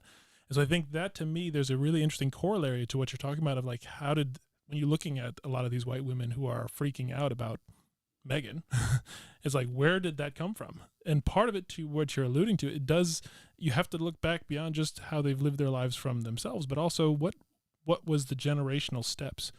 What was that history? What was the debutante ball? What did that actually mean? What are all of the things that inform that position? Because it's not just out of nowhere, it comes from somewhere. Yeah, I love to get in deep to, just not go with the obvious. You know what I mean? Obviously there's a lot of hatred. There's a lot. I mean, you have people that, who actually sort of, and that just doing it just simply for money. And you have those who sort of like, really have that really hatred for us. Because this idea that somehow, I don't know how they think we live, what our life is, and every single one of us have very different lives. But it only take a Google search to see that, how much farming, how much involved Is cooking and agriculture? cooking Yeah. and agriculture from the beginning, probably time. If sort of you go to Egypt, we can go even that far to Roman time, to even to very recent of slavery. We feed you people, so we know a little one or two things about farming and food and sort of cooking and serving and all that. Who are serving you guys? Who was making the tables? So what are we talking about here? This is inherited on us. So just this again is this idea that that hatred that they have, that I don't really understand where it's coming from. When you trusted us and your home to feed you, to even use Black women to nurse your child. And now all of a sudden that you have that distrust. Somehow we don't know anything. We don't know anything about food. We don't know. Like, really? There have to be something that it only take a Google search. Yeah. With everything we have available to us. Yeah, and not to mention, Marjorie Austin's added another one of our wonderful co-hosts said that because Black women don't lay down and let them walk all over them, and also more Black women graduate with a higher degree than both Black and white men. That's They want to put us back in our place, kind of thing. So that there's both the historical and also just the reality of how society looks today, how demographics are shifting, because that is the truth. That is the Black truth. women are in many ways leading a whole range of fronts. It just like, the lack of curiosity for history amaze me and shocking sometimes for me. But I think we need to go to one of the videos. You want to do that? You want to go to the bonus word? I'm excited about the bonus word. No, before we do that, let's play this video and then we'll go which one to you the want? bonus one. The redhead one? Oh, gosh. You could tell me You have that? which one? Might be this one. Yes, go ahead. We're I taking a just guess, put folks. it all the same. Shot in the dark. Let's see what happens. It'll make sense. We promise. Oh, hold on. Put sound on. This is there. So I just put up a post about Hello Magazine doing a Royal Women special edition, and they failed to include Meghan Sussex. And I said, oh, well, I think Hello Magazine need to check their unconscious bias / racism. And I've had loads of people responding, well, she's not a working royal. Well, stop with the technicalities. Stop with excusing racism. It's not a good look. Support anti-racism. Just call it for what it is, just for once. It's not going to harm you. Just say, one guy did, he put, actually, that is strange. Why have they done that? That's it. You don't need to keep excusing racism. It helps nobody in society. Nobody. Hello Magazine, if they're watching this, they're probably not, I don't really care. But you've literally worn your racism like a badge of honor in that article.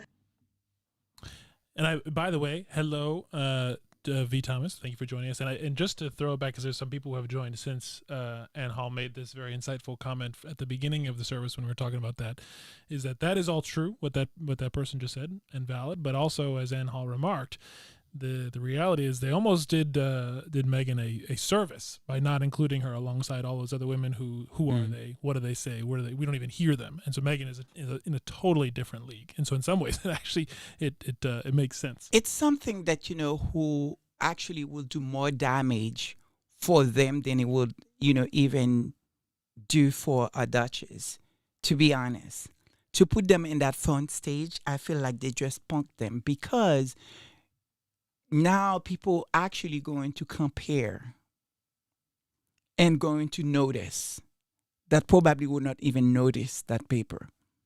And that's going to create a conversation and people going to look at the differences. Yeah. So Check the scoreboard. it's really everything. Every time they try to do something, it backfired on them. Because I think it's fair for us to say, really seriously, she does not belong there. And I don't think that's what they were looking for. Single them out like that. Yeah. And so, again, I think there is one more clip that I want to play, and I don't know why you can find it. You're saying the redhead, but are you talking about it's Harry? The blonde. No, it's the blonde girl. The blonde. Okay, not yes. a redhead. Not a redhead. Yes. Okay. Let's bring her on. Not going to say the name. No, because I think it's very important that, to have white women themselves describe this than us. So let her describe what we are seeing. White man marries a beautiful black woman, a prince nonetheless, literally sacrifices the whole world for her. It's very triggering for these white women's narratives. Meghan Markle, I will not be watching your cooking show. Look like you haven't eaten in 5 years. You guys, the Ozempic has definitely traveled to the brain with this show. This trailer looks like Meghan's had a lobotomy. There is not one thing I envy about this boring, sanitized lifestyle that she is trying to curate. Mm-hmm. This is very triggering for you. You don't even realize it. Because you feel like something has been taken from you. Because this is what you were indoctrinated with. Me. Crazy how the first half of the show literally focuses in on Mindy Kaling saying this is the most glamorous thing of her life ever. This is probably one of the most glamorous moments of my life. It's magic. Are we forgetting that Meghan Markle is the producer? She would have literally chosen that line in order to make herself look amazing. Looks like her whole saving the world charity plan has just been tossed to the wayside in pursuit of this kind of fake lifestyle that she is pushing to the middle America. No one wants your accessible version of Montecito, Meghan. It looks like you're rediscovering the world. It looks like you are not the native to this situation. What do you guys think? Samar's jealous. Harry changed his whole life for Meghan, and her boyfriend can't even change a tire. They subconsciously feel like something was taken from them. Don't get me wrong, there are so many male white creators are participating in this narrative, spearheading this hate campaign against women, but specifically now against Meghan. But it's really the white pick Misha women that I want to address today because they've been flooding my feed and I think they are so unaware of this white woman main character syndrome that they have in their head. Like they just don't understand. Like, white men do have the worst case of this main character syndrome, but these white women are next in line. And Meghan is a perfect example of being the closest to the top of the hierarchy. And these white women, like fucking Samara, feel like it's theirs. That's it, point blank, period. Like, this is their role. Women like Samara feel like they deserve these opportunities first. And it's so important that we talk about this. I mean, it's time that we start educating ourselves, right? This is some great reads I recommend. Samara, I think I would love to send these to you for free. Because the hard truth is, you don't believe that a black woman should be living a better life than you. And that's what it is. We're getting absolutely nothing that's authentic out of this. I mean, I think watching it was quite disappointing because you don't actually get that look into her life that you think you're going to get or you thought you were going to get when the series first said that it was going to launch. I mean, it's really this sort of charade of her playing a part in a home that's not her own, with people that she doesn't quite know. Some of them are her friends, some are on payroll. I just didn't see the Meghan, and it was absolutely not relatable. That was the main thing I was looking for in this. Meghan presents herself as this girl next door. I don't think she ever making herself to be or confess to be the girl next door. She's not only not the girls next door, she's a duchess. She's a princess. And no, she's not going to be related to you. And 3, that you have a problem. if you have to say that, you're not jealous, you are jealous. Like it's laughable at this point. Yeah. And sad. Yeah, it is. I mean, And I don't understand why they feel like somehow that they deserve to have Harry. Who tell them this? Who lied to them? Is it coming from that being a little girl and play that princess thing that, which all play, and we've been told that, our Prince Charming's going to come and rescue us? Oh, where is that come from? That, like, I'm trying to understand.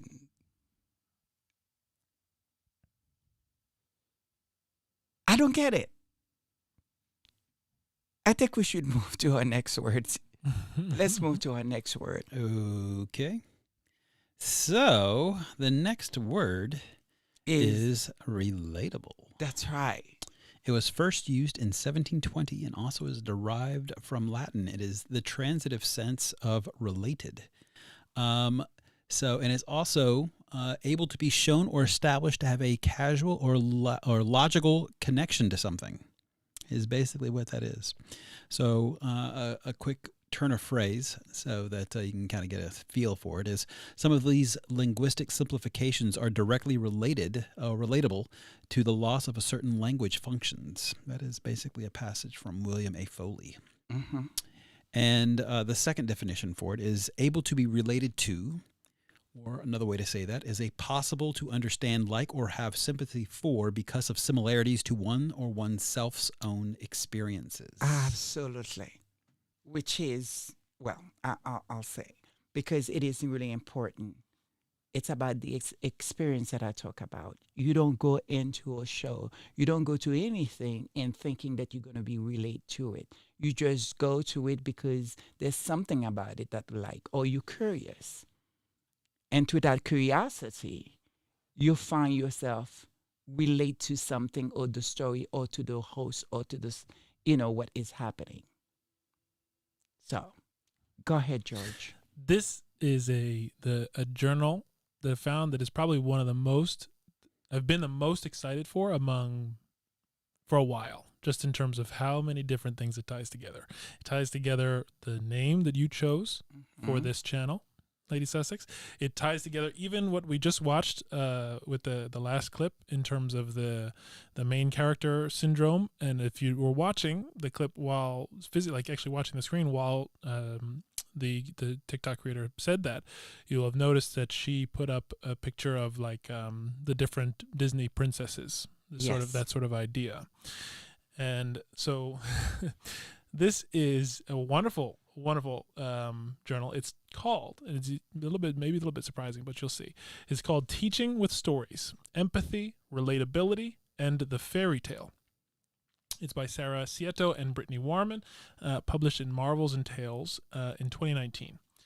And so it was published, Marvels and Tales, the names of the journal that it was published in. So they write that the current social and political climate has forced many fairy tale scholars to face the question, what is practical about studying fairy tales? Why dedicate class time in college to tales often perceived as only children's stories? How will this help students, perpetually hungry for relatable texts, grow as readers and writers? While the practice of considering fairy tales as solely material for children has made it easy for some to dismiss fairy tales in the classroom as frivolous stories unmoored from modern issues, we join the numerous scholars who argue that fairy tales can be pedagogically useful, particularly as a means of addressing questions of identity and empathy in the college classroom. As Krista C. Jones and Claudia Schwab assert in their 2016 Introduction to New Approaches to Teaching Folk and Fairy Tales, cross-disciplinary perspectives on teaching folklore and fairy tales in higher education, we too wish to emphasize the educational opportunities offered by fairy tales, which can fill a broad range of curricular needs. Instructors in a variety of academic fields can draw on fairy tales to help students improve critical thinking abilities, strengthen writing skills, and explore cultural values. In our own teaching, we have found that fairy tales, when deployed thoughtfully, can be both deeply relevant to our students' own lives and enable access to unfamiliar identities and experiences. We're confident that we are not alone. We express frustration with the troubling contemporary trend among high school and college students to heavily judge texts by their relatability on their reflection of an assumed shared or universal experience. This term is typically used to denote a text that has a character or situation with which the reader or viewer can somehow easily identify. A text is relatable when students can recognize themselves or their own lives in some aspect of it. Rebecca Mead, writing for The New Yorker, notes that while it is to see oneself in a work of art is nothing new, nor is it new to enjoy the sensation. To demand that a work be relatable expresses a different expectation, that the work itself will somehow be accommodating to or reflective of the experience of the reader or the viewer. It's a lot to unpack here. It's a lot, but I think it's for me, it was like kind of spot on the nose in terms of this idea that, there's relatability is important. You want to be able to see yourself, and there's nothing wrong with wanting to see yourself or enjoying how you might see yourself in a work of art, in a TV show, in a story, whatever that might be. But to demand relatability doesn't, one, make sense. It is a change in cultural that doesn't even align with what we should be doing. And worse, it potentially is inhibitive of one's ability to grow in terms of how they can understand and better empathize with the world. What these writers are asserting is that how important it is and they're using the fairy tales in this specific idea because of the fact that there are elements that you fundamentally cannot say I'm directly related to this because of the fantastical elements that you see in a fairy tale. But what they say is that when deployed thoughtfully, it can be both deeply relevant to our students' own lives, that they can relate to it in certain areas, but it can also enable access to unfamiliar identities and experiences. And how important that is to not only focus on content that you can fully relate to, because then you're just in a bubble. You're just living in a place where you're not actually able to learn anything new, experiencing anything new, or find a way to identify with anything other than what you're already used to. And exactly, because I think for many of these people, they are so accustomed or they take joy on watching, sort of Black Pen, and so they relate. They I guess in some way that's the expectation. They want to see that. It's almost like they find joy into it, right? And this idea that, we can have a soft life like this, that we can, have beautiful home. We can sort of have, nice friend and do things beautifully better than them. It's not something that, they comprehend at all. And they don't want to. Because their expectation is what been feeding on their head that, who they think we are. They want a show. They want, for us somehow to be making spectacle of ourselves, so to speak. And then they're able to say ghetto. That is the expectation. And for many of these people, they don't even understand the word ghetto. Where did the ghetto even begin or started?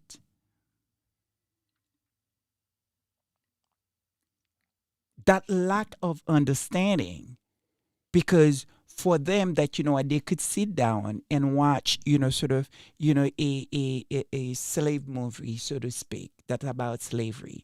Or they can sit down and watch sort of, a program where we've been victimized or whatever and all that. They upset that. In some ways, almost okay with that and finding joy, or us fighting to each other, or see maybe, you looked at that, these housewives sometimes that, is at each other, that kind of like, going, this is the expectation in my view. And all of a sudden that, they've been presenting to this woman who only have been herself and always have, she's not doing, this is what's sad about the whole situation. She's not doing anything that she has not been doing for years.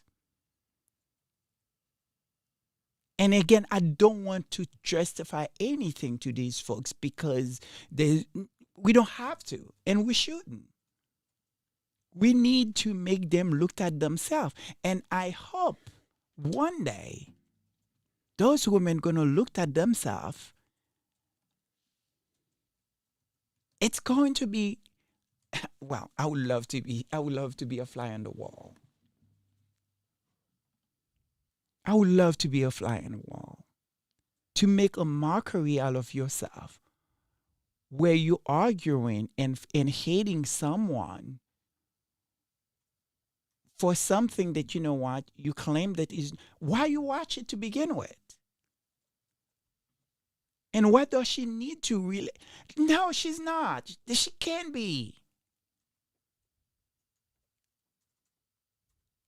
And for those of us that, you know, who find related to her story, her mother's story, especially in the Black community, it makes sense because we understand and know her lives and have been, you know, sort of, you know, watching her for not only for a long time, but we take our time to do our research. We know her, the family of her, you know, from her mother's side, a descendant of slavery. And that is something that, you know what, many of amazing Black American here can relate to because they have lineage that goes down to slavery. You have many of us that who are either struggle actors, struggle models, or struggle of something, try to do something with our life, and then to see her make it, to see that, you know, she go after it, and to hear, I mean, even as simple as, you know, I was watching video of her one time going to an audition, just was getting out the back of her car because the door wasn't working. That is on YouTube. That is something that's going to relate to many of us. Her studying, try to have 2-3 jobs, working in an ice cream store or doing all that. Those are a lot of us in the Black community going to relate. Not to say there's not any white person that may have that same, you know, sort of, you know, struggle and then try to spite of all the privilege that, you know, they have that doesn't struggle. I'm not saying that. That could not relate with her story. Absolutely. But you must know her story. And one of the things that she's doing really well with the show, it's actually tell those stories. Or at least we tell those stories that which we already know. Those of us that who love her, who've been following her for years. But that is not enough for them.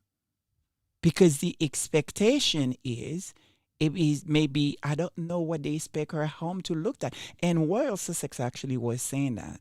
I mean, they did an incredible, you know, job choosing the house that, you know, they did the show, because there was nothing overly upscale about the house that you would not see in a very nice sort of home, you know, sort of, there was nothing that overly spatial. It was a nice home, a clean home, and she certainly keep a clean house. As she say, clean after yourself. And when it comes to the garden, I know Black people that who certainly doesn't have her kind of money at all, that will have a bigger garden than she does.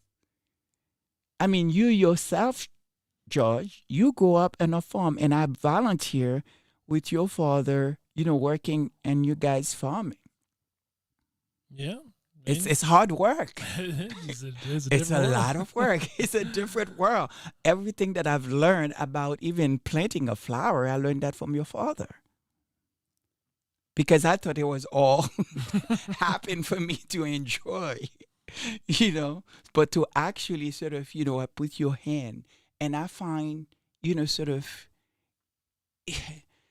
beauty in that. And there is something spiritual about that. And I hope one day I have something like that. Not as big as your farm of your family had, you know, that you had to work until college. You were working for that farm and really doing hard work, because it is hard work. Oh, yeah. From morning to evening. And it is, yeah. It's And a there's so life-changing much you have experience to trying to grow fight. your own food. Yeah. You know what I'm saying? It's no joke. But it's nothing new. And again, you can just on YouTube. There's so many of those content creators that you know what, or are men of colors in black men, black women that is actually enjoying growing their food. And when it comes to fashion and style, really, seriously, people, who really? I'm not even gonna go there. As if like this is something that that is on us when it comes to fashion, and always have been. And the whole idea that, oh my God, she was wearing white, she didn't even have an apron, that is so unrealistic. Maybe for you that we don't know how to cook. Yeah. I don't know too many black women that really actually mothers and things like that we use apron. I certainly barely, I have some very pretty apron, but I barely use them. And I cook, and I certainly don't dirty my clothes. If I'm entertaining, it's more likely I'm probably going to be. At least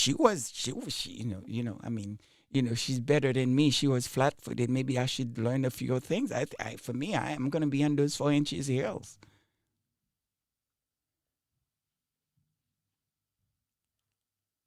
And that we have this auntie video that I want to play because I think she was right there with what she had to say. Yes, and before that, say that Gwendolyn Daniel said, "Farm work's no joke. Grew up on a farm." It's like I see you, Gwendolyn Daniel. I see you. I more than you know. And also, this is actually a great contribution from a co-host, which is from Arrington W. Said this expectation of Meghan reminds me of a line from the old movie Nuts with Barbara Streisand. That's right. I refuse to be the picture of me that you have in your head. Absolutely. Meghan believes and lives the truth that love wins. That's right. That's right. But hello to everyone who has joined recently that we haven't had a chance to say hello to yet. That's Laris Fraser. We've got, I think we said hello, Prudence, already. But hello again anyway. We've got Civi. Yeah, it's wonderful to see everyone. But yes, we get the video. We have to, because that was really funny. And I love that. And that is the truth. I don't have a Le Creuset yet, but I probably will be doing that. I think you do. Actually, do I? I think you have one or two. I have one or two? Okay. Yeah. Well, that's how you are. Not like this auntie does, though. I'll tell you that. No, we're going to play auntie. That's what Baron will call. Auntie, should have had something to say. So are you ready? I'm ready. Go. Listen, I logged on the internet today, and lo and behold, y'all all here arguing about Meghan Markle and her $300 pot. Well, baby, you gonna hate me. I want you to meet Pamela. Pamela is a star pot. She is $350, and the reason why she looks like this is because I only use her to make popcorn, and I refuse to clean off the flavor. This is my Le Creuset griddle. I use this about 3 or 4 times a week. It was $200. This is a Le Creuset wok. Now, I found this bad boy at the outlet, but it was still close to $100. Now, this is Sunshine. I got her from Staub. Now, Staub I actually like better than Le Creuset, and I could totally be pronouncing this name wrong, but I bought this one during the pandemic when everything was on sale. So, I think this probably goes for between $2 and $2.50, and I got it for around $125. Now, this luxury trio is Staub as well.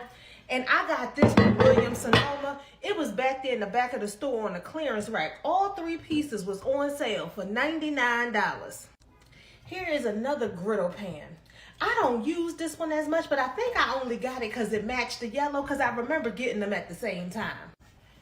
Now, this bad boy right here is from Lodge.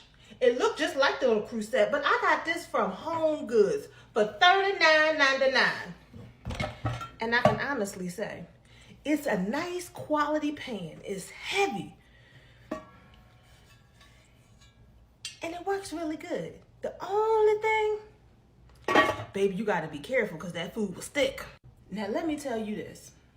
If all else fails, baby, you got to get like your grandmama in there. Get you a couple of good cast iron skillets, okay?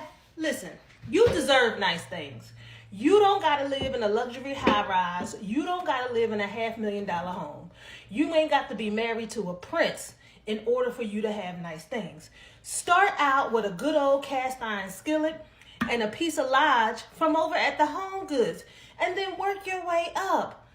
It's not out of touch to have nice things. And another thing, stop saving your nice things for a nice day. Use it every single day, honey, and use it well. Wear it out. Get your money's worth. And that is the point. That is the point. That is. And I think that, you know what, for a lot of these folks that will have issue talking about prices, talking about all, you know, sort of, you know, as though that, you know, she shouldn't, you know, sort of showing. I mean, those are not even the most expensive cookware or at all. That's true. You see what I'm saying? And the reality is, shouldn't we or don't we all strive to be better and better our lives? Do you understand what I mean? It's quite windy. Sorry if you guys hear any background noise. You know, the window is like, you know, shaking.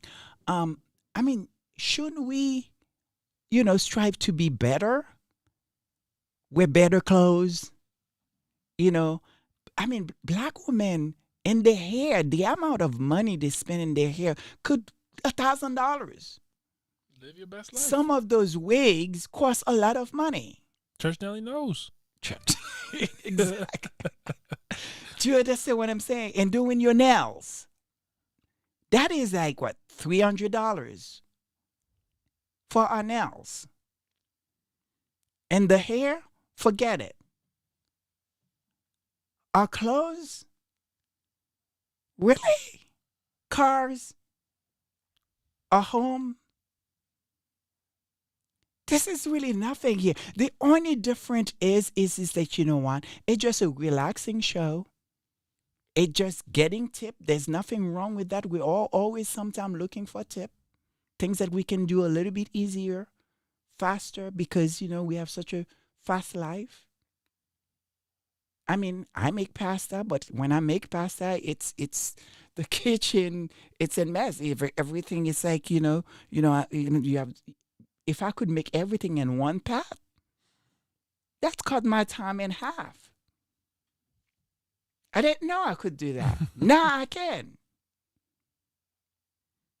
Although the Italians, as was it Connie and Julie was saying last time, may not appreciate that putting the uncooked pasta in. Actually, I don't know if we've seen Connie and Julie today, but I'm curious how she said she was going to try doing that. How she feels how it turned out. I mean, this is not new to us. So when these folks are saying, like everything they are saying, it's a problem. But in the meantime, we just recently saw Princess of Wales in somebody's kitchen attempt to make a pancake. What was it? A pancake, a crepe, or whatever it is that she was doing. And nobody have anything to say about that. How relatable was that? Yeah. If that's where we're going to. And by the way, just to interject to say hello to another one of our wonderful members, Diane Hawkins, who says she's at Hey Squad, and she's watching her favorite Netflix special again, which everyone's been all of the co-hosts have been saying is the on repeat now. That's right. That's right. At this point, I want to leave it on, playing the background over and over again. Yeah, because we need that.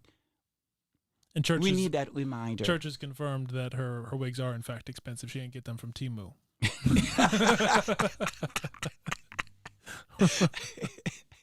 Absolutely. What else do we have from the author? Do we have something else? From the co-host? From the co-host, from the author that you was reading? No, from the author. That was it. It was those key things of that it is important to not have things be just purely relatable, because you need to be able to expand your way of understanding and thinking. But there has been this cultural shift of people like trying to get to this point where they demand relatability when it's not actually in anyone's best interest. That's right. But what was so beautiful from the next clip that we are playing it's maybe perhaps this is what we need to do more of, to make these people understand. Not that we need to show them anything, because we haven't. We live our life, we do what we do, and we don't worry about them at all. But to see two Black girls with her mother, their mother just take it in and doing that, that was so beautiful. So let's play this clip.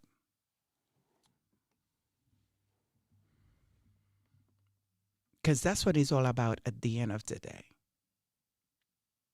To all the moms sharing and creating community on this app, you know that we sometimes can get comments like these that try to shame you into perfectionism. But what we know for sure is that the journey isn't perfect. I would rather enjoy time with my kids putting together meals that include them in the process. It may take a little longer and it may get a little messier and be less perfect. But the aim isn't to get into Bon Appetit magazine. It's to help our children develop a healthy attitude around food, gathering together with intention, and small details that make everything so meaningful. We are proud of our little work, and so we show it. We share it with like-minded individuals, and we build community around the small special moments. I love seeing your stories, so keep sharing them. The trolls are always few in number compared to the kind-hearted supporters.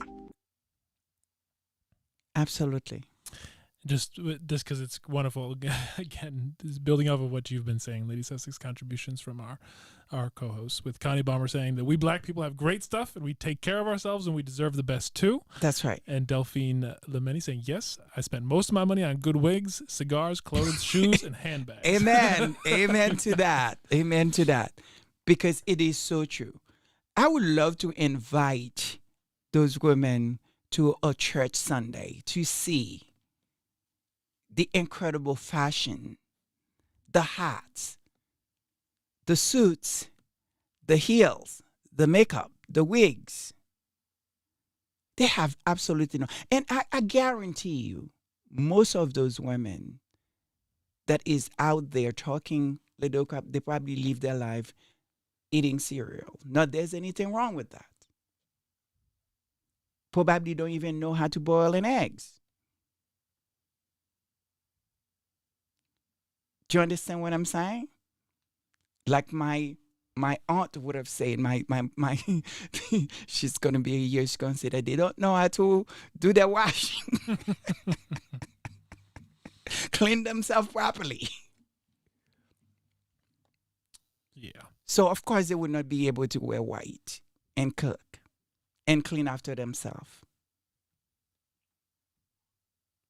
But I do think that, you know what, as we do we have any more clips? Oh, quite a few. Oh, really? Well, Quite a few. Let's play them, because I want to get into Harry and why they didn't hold a chance. But I will play that after at the end. But play the ones that you know what you need to play. Play what's next? Okay. Yes. Markle has a new show on Netflix, and of course people are dragging her, reading her to filth in the comment section. They hate this queen, saying she's pretentious, she's out of touch, she's so unrelatable. That's not how America lives, Meghan Markle, or excuse me, Meghan Sussex. This woman has always had a target on her back. Since the moment she met Harry and went public with a relationship, they've never liked her. She's a strong, Black, educated, outspoken woman from the United States, from the West Coast, coming into Buckingham Palace, spicing things up. Absolutely not. They didn't love her for it. I watched her show, and I know people are saying that she's very reserved, she doesn't have a fun personality, she's very try-hard, she seems super cringe, she's awkward, but I'd be fucking awkward too if every move I made was scrutinized by the public. This woman can't even sneeze without people shaming her for it, and so I would be on guard too. I'd be uncomfortable being myself and being so open too. You're not going to get Keke Palmer energy from this woman. She's just trying to make a frittata. It's not that deep. Get off her nuts. I don't have that Meghan and Harry type money. I'm not in that tax bracket. I'm not having tea with my beekeeper in my Montecito palatial estate, but I do appreciate elevating things around me, making things beautiful, and you can do it without a lot of money. Design on a dime. So Mexican Martha Stewart over here, I appreciate what Meghan Markle is doing, because she's just making things beautiful. She's taking you into her home and showing you how to elevate things. I like a charcuterie board, a crudité platter, a beautiful floral arrangement, a centerpiece. I appreciate those things. And so I'm watching the show. I think as the season progresses and she gets to season 2, more of her personality will come out. She'll get more comfortable on camera, but I'm in it to win it. I'm here watching her. And if you're not into that sort of thing and you don't want to make things beautiful and Nancy Myers is just not your vibe, then don't watch the show, babe. Yeah, I mean, seriously, I couldn't say it any better. I could not have said it any better. Susie Q says some of them can't even make pancakes either. It's the truth. They cannot make anything. They don't know whether they're going or coming. They just like to talk and talk and talk, and they have no idea. To a point, again, this is, I mean, it's one thing sort of, I didn't realize that, what, the hatred can get to the next level of really that they have gotten what we've seen this week. Yeah. The last 2 weeks. And it's almost like burning down the house, because where do they go from this point? She is getting a second show. On top of it all, she's going to have, her podcast coming out. She got everything going on right now. She has so much going on. They don't know what to do. And it's getting worse and worse and worse for the other worlds. Because what we just saw with Harry's brother, that image, there is something wrong, guys. And I'm not laughing about it. I feel bad for it to get that far and no one is stepping up to help this man. It's sad. And those folks should be ashamed of themselves. It is really, really, really, really, really sad. Yeah.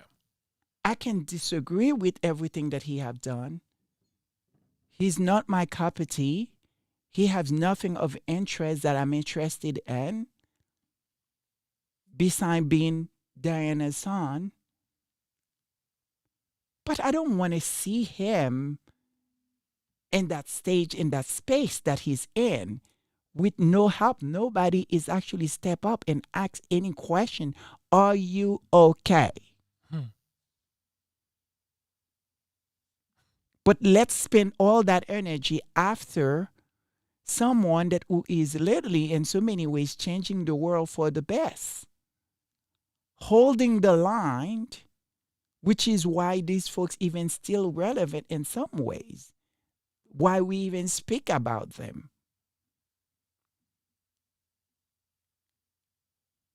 I don't get it. Yeah. But anyway, I mean, the just wonderful, wonderful contributions from the co-hosts.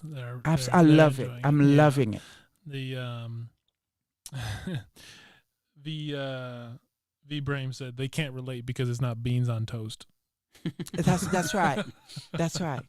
That's right. And that's actually pretty funny, V Brame. And actually, this is very sweet. Caroline Ramirez said that my sister is crazy about Meghan, and as a birthday present, I got her Le Creuset brazier in white, and I know that she'll be more than happy. That is very sweet. Oh, that's beautiful. And Joy Armour said that Willie needs help. He's a nut bucket. He does. He needs help. He needs help. I mean, I was watching, Royal Sussex last night, and we're going to play a clip to see now people are sort of, getting in the background that who have nothing going on in their life. They want to be noticed. And then all of a sudden, well, it's almost like it's fashion to just attach ourselves with the hate. Yes, but before we get to Royal Sussex, there you have a few more. This one is actually one that's actually quite to that idea of talking about, like, it's not always desirous for something to be perfectly relatable. That's right. No, I mean, no, because there's no reason why that for her to be relatable. I mean, you could be in part, but it doesn't need to be perfectly. It can be. Right. And I mean, I think it was Diane Hawkins maybe who added in the chat before that even relatable can still be aspirational, but there can also be things that you don't actually already relate to that you're like, oh wow, that's a new thing that I wasn't familiar with before. That's right. That's right. We learned something. That's right. Let's play it. I don't want Meghan Markle, the Duchess of Sussex, to be relatable. I think that she should be completely unrelatable. I think that's the problem here. People don't want to see people that don't like her, people that do like her, do not want to see her be relatable. I want her to stunt. I want to see 10,000 beekeepers. I want to see guards painting the roses red. Ho, you can't do this. You're not the Duchess of Sussex. Just give them what they want, let them be mad, and that would have been epic. And, the reason why I have so many videos, because I think I want it to be a place of celebration. To make these folks look really silly. Because to see that outpouring support was something to celebrate. So let's jump on the next. And see as many men that who are come out, who have their own channel that who does other things that, maybe perhaps that, our Duchess was not even, in the cipher. But yet, because of those lunatic make so much noise about food, they take on notice. So let's play the next clip. Meghan Markle because she's unrelatable. Something about Meghan Markle gives me the ick. She reminds me of Blake Lively. Her personality's off. She's trying too hard to be relatable. Meghan Markle. At the end of the day, you don't like Meghan Markle because you're racist. The same caliber of white woman that is going online spewing all this vitriol and hate about this woman who's just showing her life on her show are the same white women who hate Beyonce because they can never reach the level of status, success, wealth, or beauty that these regular women who happen to be non-white have achieved. Why is it if I don't like Blake Lively, it's completely fine, but if I don't like Meghan Markle for the exact same qualities, it's racist? They have the exact same personality traits. The desire to be admired. Absolutely always talking about themselves. Self-centered. It rubs people the wrong way. What was the reason? What was the reason? What was the reason? Because all Meghan Markle did was be a biracial black woman in America and marry into white royalty. And that triggers your internal power structure. Because in this country, black women are supposed to be the bottom of the totem pole. And white women uphold white supremacy and misogyny on the backs of white men. That's why it's different. I'll always say the issue with racism in America is that it's so deep-seated that many well-minded people who happen to be white are not overt racists, right? But they have a lot of internalized racism with things like this. Meghan Markle is highly relatable to anyone that's black or biracial that worked in entertainment, that followed her dreams and chose love and married into the unthinkable, the British royal family. And for you as a white woman, this is something that's always been in the back of your head that you could achieve. Like, I'm white, I'm the pinnacle of beauty and success, I am the beauty standard. And that's what's being challenged here. The beauty standard is not you. It isn't. And that's okay because we were force-fed that the beauty standard is Julia Roberts, Charlize Theron, Brad Pitt. And for black people and for people of color, you are not the beauty standard. You are not the center of our attention. You're not the center of our focus. You are not what we strive to achieve. And I think that's what's really challenging you, is that this woman got a show showing her life, and you're saying she's unrelatable because she's trying so hard to relate. My fruit salad is better than hers. My crudité is better than her. You're mad because she's the Duchess of Sussex, and you're Karen from Ohio. In your Kohl's outfit that you bought with Kohl's cash. White women in America have a history of being unrelatable, but you guys love it. Martha Stewart built $1 billion empire off making white housewives feel like they were inadequate and they need to step up their game. But Martha Stewart is loved. This happens all the time to black people.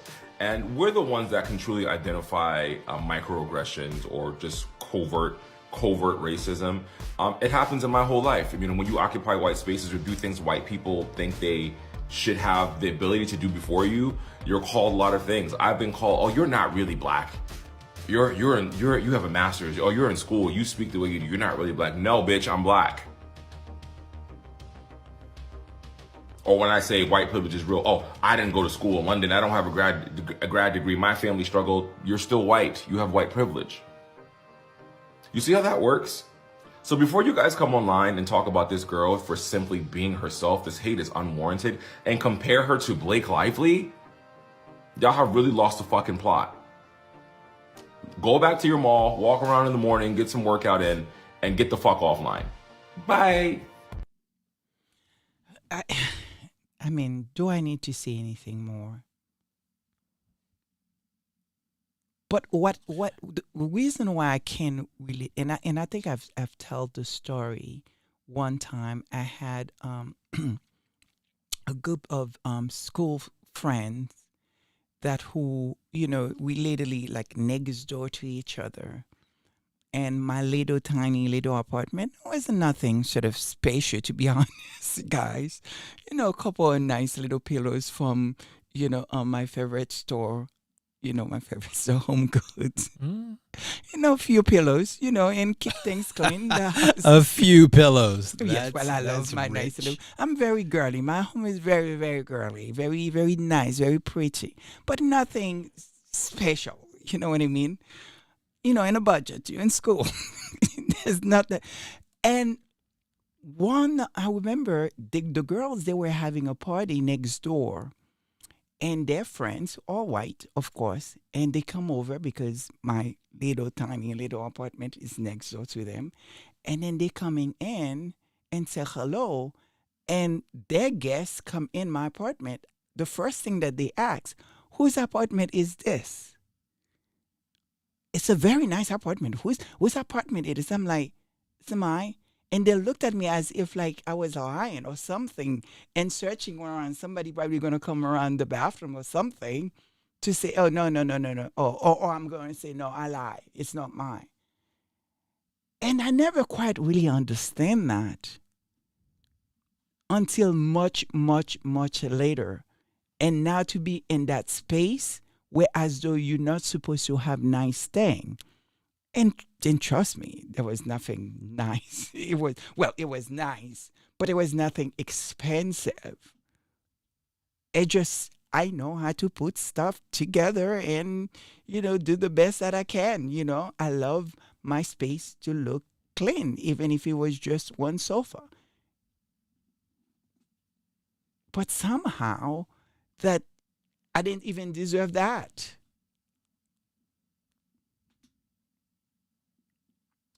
Yeah. I think, and it was Gwendolyn Daniels said, "This man speaking the truth." I mean, the whole thing about for a lot of most of, if not all of white America, is exactly that. You may be well intentioned, but there is a lot of things that are internalized. There is. That are systematic, that are structural. That unless you actively work to undo them, that's just what it is. It's actually sort of mind-boggling. I remember, again. It's just I'm kind of related to this moment, but at the time, it didn't. I was sort of upset about it, but it didn't stand up in my mind like that. I remember my father got me my first beautiful Dior bag because I did well in school. Final years, all I wanted it was that Dior bag. I didn't know where I was gonna go with it, but I wanted that Dior bag. And he surprised me, which is really normally he don't give me nothing. But he did this time. And I was so proud. I went and parade my little Dior bag, in Saks Fifth Avenue thinking that I was all that. And some woman having conversation to the other woman who says, nice bag. And right in my face said my bag was fake. You know how upset I was, but I let her have it. And I think she will never say that to any woman, anybody else, especially. And now I am right now I'm thinking about, was that the reason? Was I not supposed to have a Dior bag that unless, you know what I mean? It's just like, now I'm thinking, was that where that come from? It is insane. Yeah, and just some things from the co-host and hello Ingrid Soares. If we didn't say hello yet, it's wonderful to see you. We have actually Raven299 is wonderful to see you as well. She said that she's listening to church service and eating Meghan's one-pot pasta. Meghan Sussex is the queen with hashtag with love Meghan. And of course, the dynamic duo. We've got Church Nelly saying hello to her sister from another, Mr. Diane. And Diane responded, hey, yeah, I've watched Polo again this afternoon. Happy to report that Nacho is still fine as can be. Absolutely, absolutely. But after we assess all this, all those visuals, and everyone agreed the reason why that happened is because of that lost dream, that lost sort of, my God, what it could have been. Maybe I would have a chance, which they would never have had the chance. And to really what our next clip is going to be is the smart about this our Duchess and what makes her show not just only for a long-time success, and it's going to continue to be a success. It's what our next clips will explain. And let's pay attention, you guys. Let's play that. And then after that, we'll play our last clip to close the show. Because Ladies, we are kidding. going It's not on. a last clip. Just please. Go ahead. I want to talk about with Love Meghan from the aspect of what I do for a living as it pertains to live events, TV sets, movie sets, all that stuff like that. Lifestyle shows are not expensive to make. I think like a lot of you all know that, right? Because the wardrobe typically belongs to the host. Hair and makeup is lightweight. Sometimes they do it from their own personal homes and landscapes, but that's not even very feasible if you have little children. So even renting something nearby is not going to break the bank.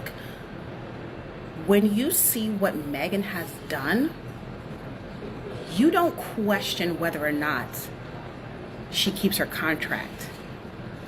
You ask her, what's next? Where do you want to go?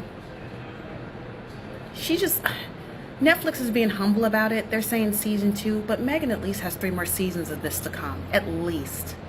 And when I say 3 more seasons, I mean, don't be surprised if you see a With Love Meghan season 5. Because what a lot of the haters, and you know what? The haters do know, which is why they're panicking. When you see a return of investment on a lifestyle content show, and let me just say this, lifestyle good feel shows, they do well enough. They're not bad. I don't even consider what Meghan is doing a cooking show because she's showing you hospitality. She's showing you hosting. She's showing you party planning. So it's not just her in a kitchen showing you how to cook a meal, Shows like that do well in their own genre. Rarely do they jump out into a top 10. Rarely. And hers did. Number 5 in the United States at its peak. Number 4 in a few other countries, and top 10 globally. If you are Netflix, you are going cha-ching. I can't do $ eyes. Cha-ching. And if I were someone who was in charge of all of this, I would be like, Meghan, baby, what do you want? Throw me some ideas. Anything you want, you got it. So what I will say is this. If season 2 is still in LA, or I'm sorry, Santa Barbara, that's totally fine. But I need her to step it up a notch in season 3. Get the fuck out of America. Go to South America. Go to Colombia, where it's ethnically rich. There's all type of African influence, indigenous influence, European, Asian. It's like a melting pot. She would do so. Can you imagine like the colors and the colorful kitchens and the beautiful people? Not that y'all ugly in America. I'm from America. But that would be so, like, literally get on your Anthony Bourdain shit, Meghan. You can totally do it. You could totally do it. Would that cost a little bit more money? Yes. Because of security, and lodging and all of that. I get it. But understand that by the time Meghan gets to season 3 and 4, that woman's going to be rich beyond her means, and she's going to be able to take this on the road easily. Easily. When my clients get returns of investments after paying jack shit for their space, do you know how happy they are? Because that's what it's all about. Everything in life is about a return of investment. And the fact that Meghan was able to take that type of content and put it next to all the psychotic stuff that you guys like to watch, like murder mysteries and drama, she was just sitting there like a ray of sunshine amongst all that dark shit. How did she do it? Because she's Meghan Sussex. And whether you love her or hate her, you're watching and following everything she does. If you're a casual person, don't come in my comments, but I don't care. I'm not talking about you. Go away. I'm talking about the people who make it their life's mission to hate her and those who make it their life mission to love her. She's doing extremely well for herself. And I think that when this lifestyle brand drops, it's going to sell out in minutes. This lady was moving Le Creuset on a random Tuesday. Okay, I have a set. Yes, black women own Le Creuset. I say, my mom says Le Creuset. I say Le Creuset.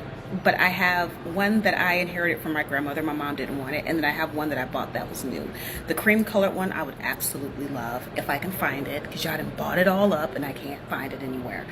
But I think Netflix should give her the green light on several seasons and really branch out of the American California market and put her somewhere internationally. And if she can do it safely and still be a mom and a wife, the better. I think that there's a way for her to do it safely. And the one thing that she can do is that people can't leak where she's filming. And that's the one downside to Santa Barbara. Unfortunately, there are some blabbermouths out that way, so they kind of spilled the beans on her filming schedule.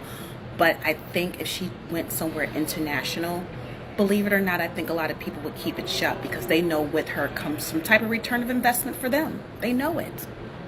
They know it.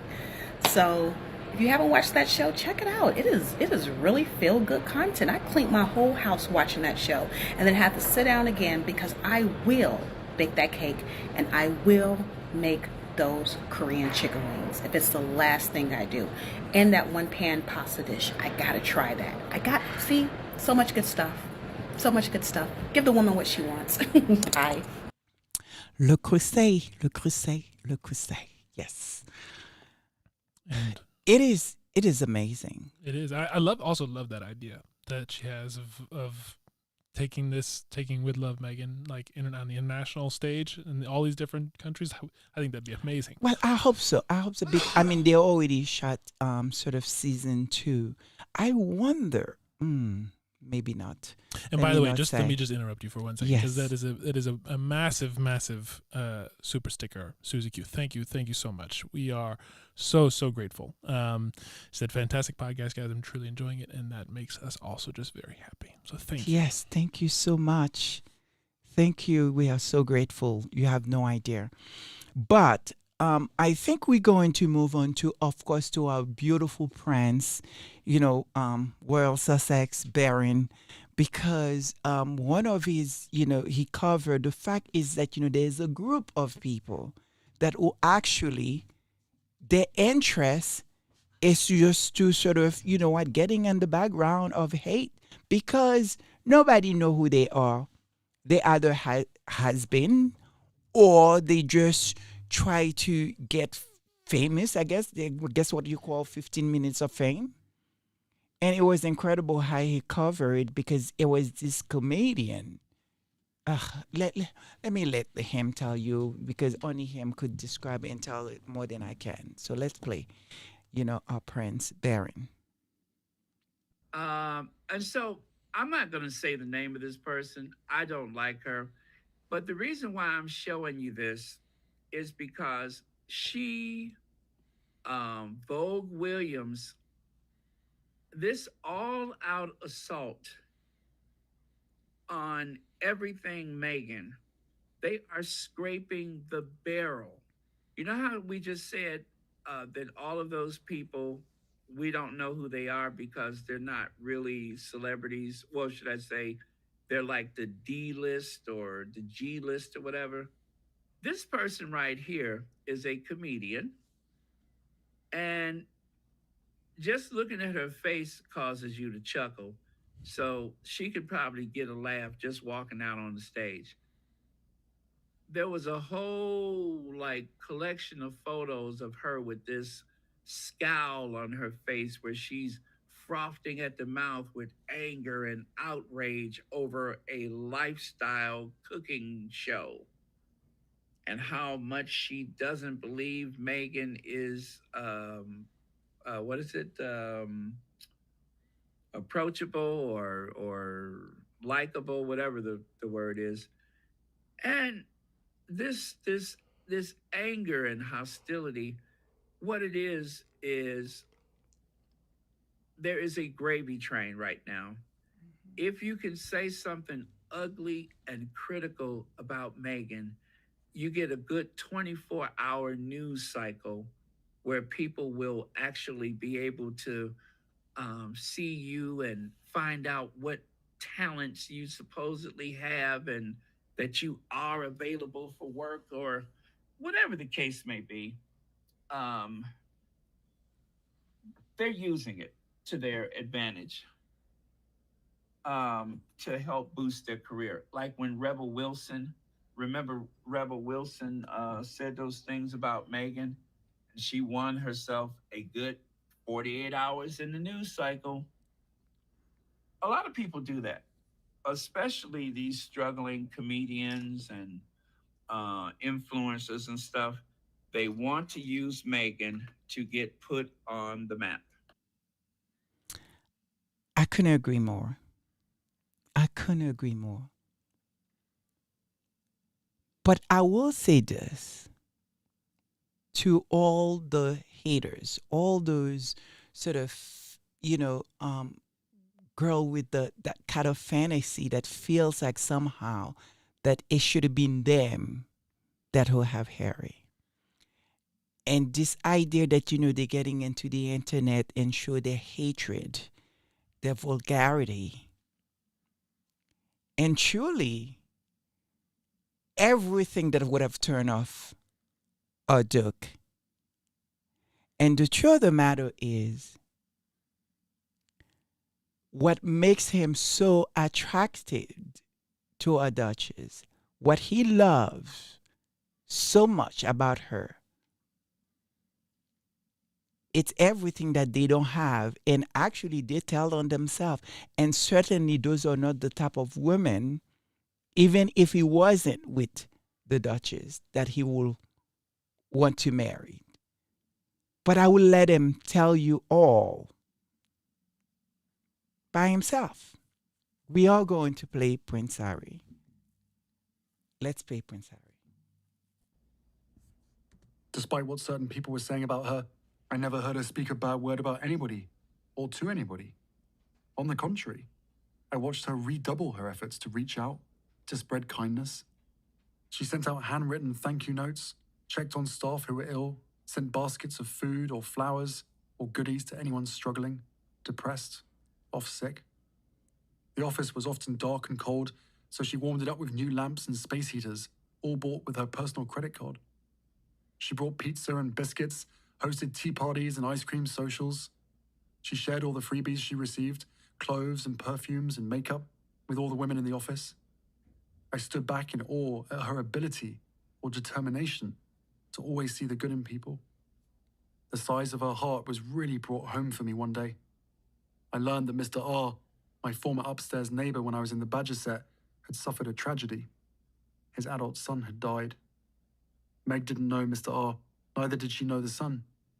But she knew the family had been my neighbors, and she'd often seen them walking their dogs. So she felt tremendous sorrow for them, and wrote the father a letter expressing condolences, telling him she wanted to give him a hug but didn't know if it would be appropriate. With the letter, she included a gardenia to plant in the son's memory. A week later, Mr. R appeared at our front door at Knock Cot. He handed Meg a thank you note and gave her a tight hug. I felt so proud of her, so regretful about my feud with Mr. O. More, I felt regretful about my family feuding with my wife. And here we go. So you see, you guys didn't hold a chance because you guys do not possess that kind of quality that will attract him when you guys come in on this app talking your vulgarity, being the woman that you guys are. That is not what he attracts to. That's not what turned him on. That's not the kind of person that he see for himself. So you guys didn't hold a chance. As I said again, I hope for all of us, we see those words, criticize, anathema, relatable, in a very different light from them moving forward. Criticism. Criticize. That's right. In a completely very different way. Because it is important. That's why I do those words. Because I want to have a better understanding. I want to educate myself more so I know, at least see where these folks are coming from. See where the anger is coming from. And if the anger is hatred, well, they're going to continue hating. And if it's because somehow they think maybe Harry will leave, they don't hold a chance. Well, like Deborah Richards said, that hate for profit is the new trend for these no-name trolls, and their jealousy is on full display. These miserable. Absolutely. Absolutely. So, Charles, let's move to verse as we're closing our show. It's been a very long show today and a wonderful one, and we learned so much. Absolutely. Happy to do so. And then I will also just redouble and say thank you so much, Susie Q, for the super sticker. That was very kind and awesome of you. Absolutely. And just thank you so much for just always being with us. You are truly one of the... The support is amazing as the girls try to get her to pull. Yeah, you're always with us, so we deeply appreciate you. Thank you. So as for verse, it is, I may have actually done this before now that I think about it, but it's a good one. James chapter 4, verses 11 through 12. Do not speak evil against one another, brothers. The one who speaks against a brother or judges his brother speaks evil against the law and judges the law. But if you judge the law, you are not a doer of the law, but a judge. There is only one lawgiver and judge who is able to save and not to destroy. But who are you to judge your neighbor? Amen. George. Before the prayer itself, just because tomorrow is St. Patrick's. Yes. A couple of ideas from St. Patrick himself. He said, I arise today through God's strength to pilot me, God's might to uphold me, God's wisdom to guide me, God's eye to look before me, God's ear to hear me, God's word to speak for me, God's hand to guard me, God's shield to protect me, God's host to save me. The love of God and his fear grew in me more and more, as did the faith, and my soul was roused so that in a single day I have said as many as 100 prayers, and in the night nearly the same. I prayed in the woods and on the mountain. Even before the dawn, I felt no hurt from the snow or ice or rain. Amen. And thank you, I think, before, as to start this prayer, a special thank you to Lady Sussex for doing this work. We know it goes often... not from the Sussex Squad in the community and everyone that listens, who always is so vocal in their support, but it's not always easy. We know how hard it is. We know how many other things are on your plate. So I'm grateful for you to continue doing this and for inviting Charles and me to be your guest, and also to the entire Sussex Squad. I was thinking earlier during the show that maybe in a few years. Maybe, I don't know, maybe 5-10 years, there'll be some grand barbecue where the entire Sussex Squad gets together. But it does feel like that sort of true family, true community. And so grateful for all of you who are listening in and the continued support, as Charles just mentioned. And in our prayers for today, as we close out the service, that we've been grateful for, that you all have stuck with us for almost 3 hours at this point. We will again just express our gratitude to the Sussexes, to Meghan, to Harry, to the entire family, to Doria, to their security, to the entire Sussex squad in terms of really doing the work when times are challenging, when times are changing, when we are faced with no shortage of obstacles to overcome, to continue doing that work to make the world a better place. We pray for everyone who has shared that they are not feeling well, for Black Queen and one other name is escaping me who said that they had the flu, that they recover quickly, and that as spring comes for us, that we take that moment and come out of the winter and continue to do what needs to be done.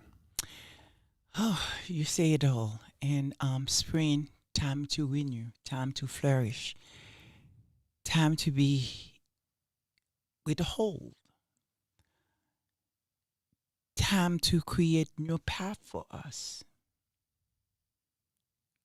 And I think what stands out for that short minute when we watch our Duchess is how beautiful life is.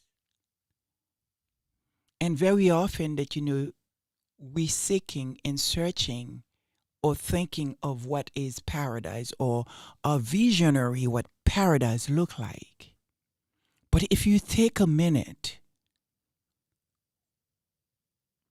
spite of everything that is so horrible, the devil and everything that is not allowed us to see, we actually in paradise with the beauties that is surrounding us. The plant, the flowers, the trees, everything that we have been able to create, been able to achieve. Food, how we should look at food, how that nourish our body. God give us all that. And the incredible thing that is earth, that we are so fortunate and so blessed with our time here. It's something very often many of us, we take for granted.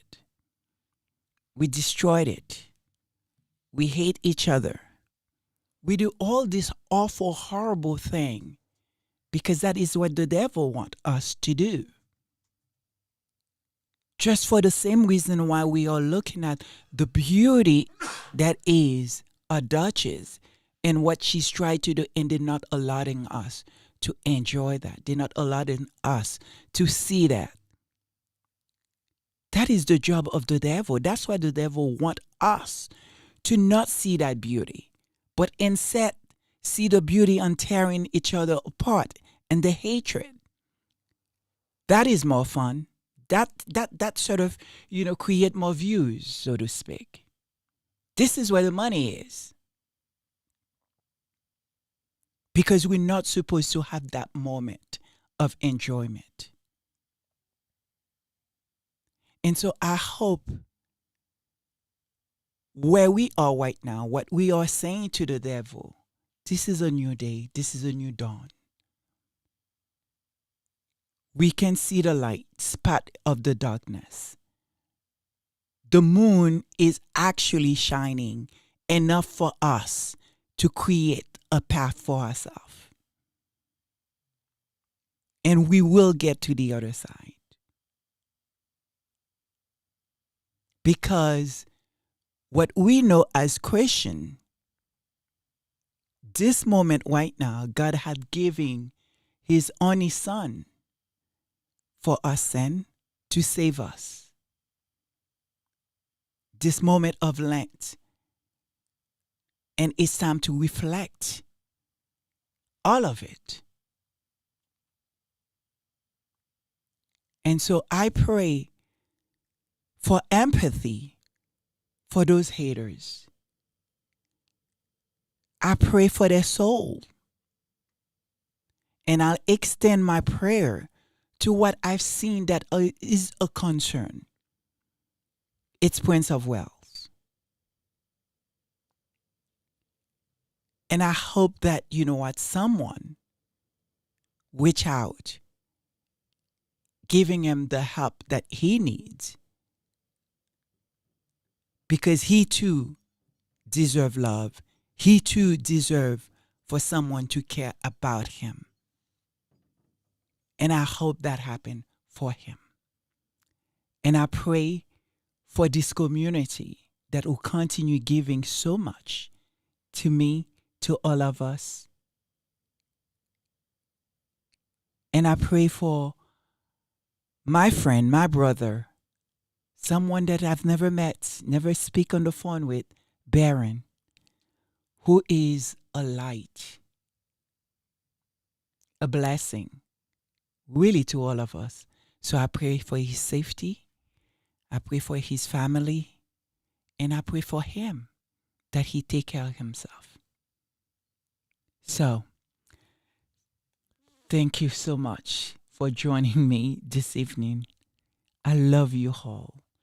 And George. And thank you, Corlita Simon, for joining us, even though we know you have to catch the replay. But thank you also for the super sticker. Absolutely. And we'll pray that Anne Hall is correct in her prediction of a barbecue in Portugal. Absolutely. As we celebrate St. Patrick, we should have something going on for St. Patrick to play, but we don't.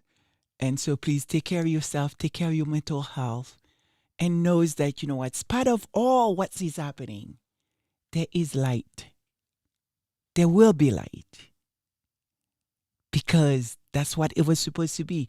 God have given his only son to save us. And so we are going to rejoice. And we're going to be very joyful on each other. We deserve it. Love you all. Love win. May God bless all of us, included those who choose to hate. God willing, we see each other again next Sunday. Pray for me as I continue going and try to create a path for myself and being able to take care of my mother, because it is very challenging, as we can all see. We need to have 4, 5, 6 different degrees just to meet the standard, if we can meet the standard. So I am studying hard. And so please pray for me. So good night, good day. Thank you so much, Charles and George, for continue supporting me. And I pray for you guys that we're in an incredible journey. And hopefully one day will also brings a lot of joy into the little planet that we get to share. So thank you so much. Good night, guys. Thank you to all of you, my co-hosts. I appreciate you. Good day. Good night. Bye-bye.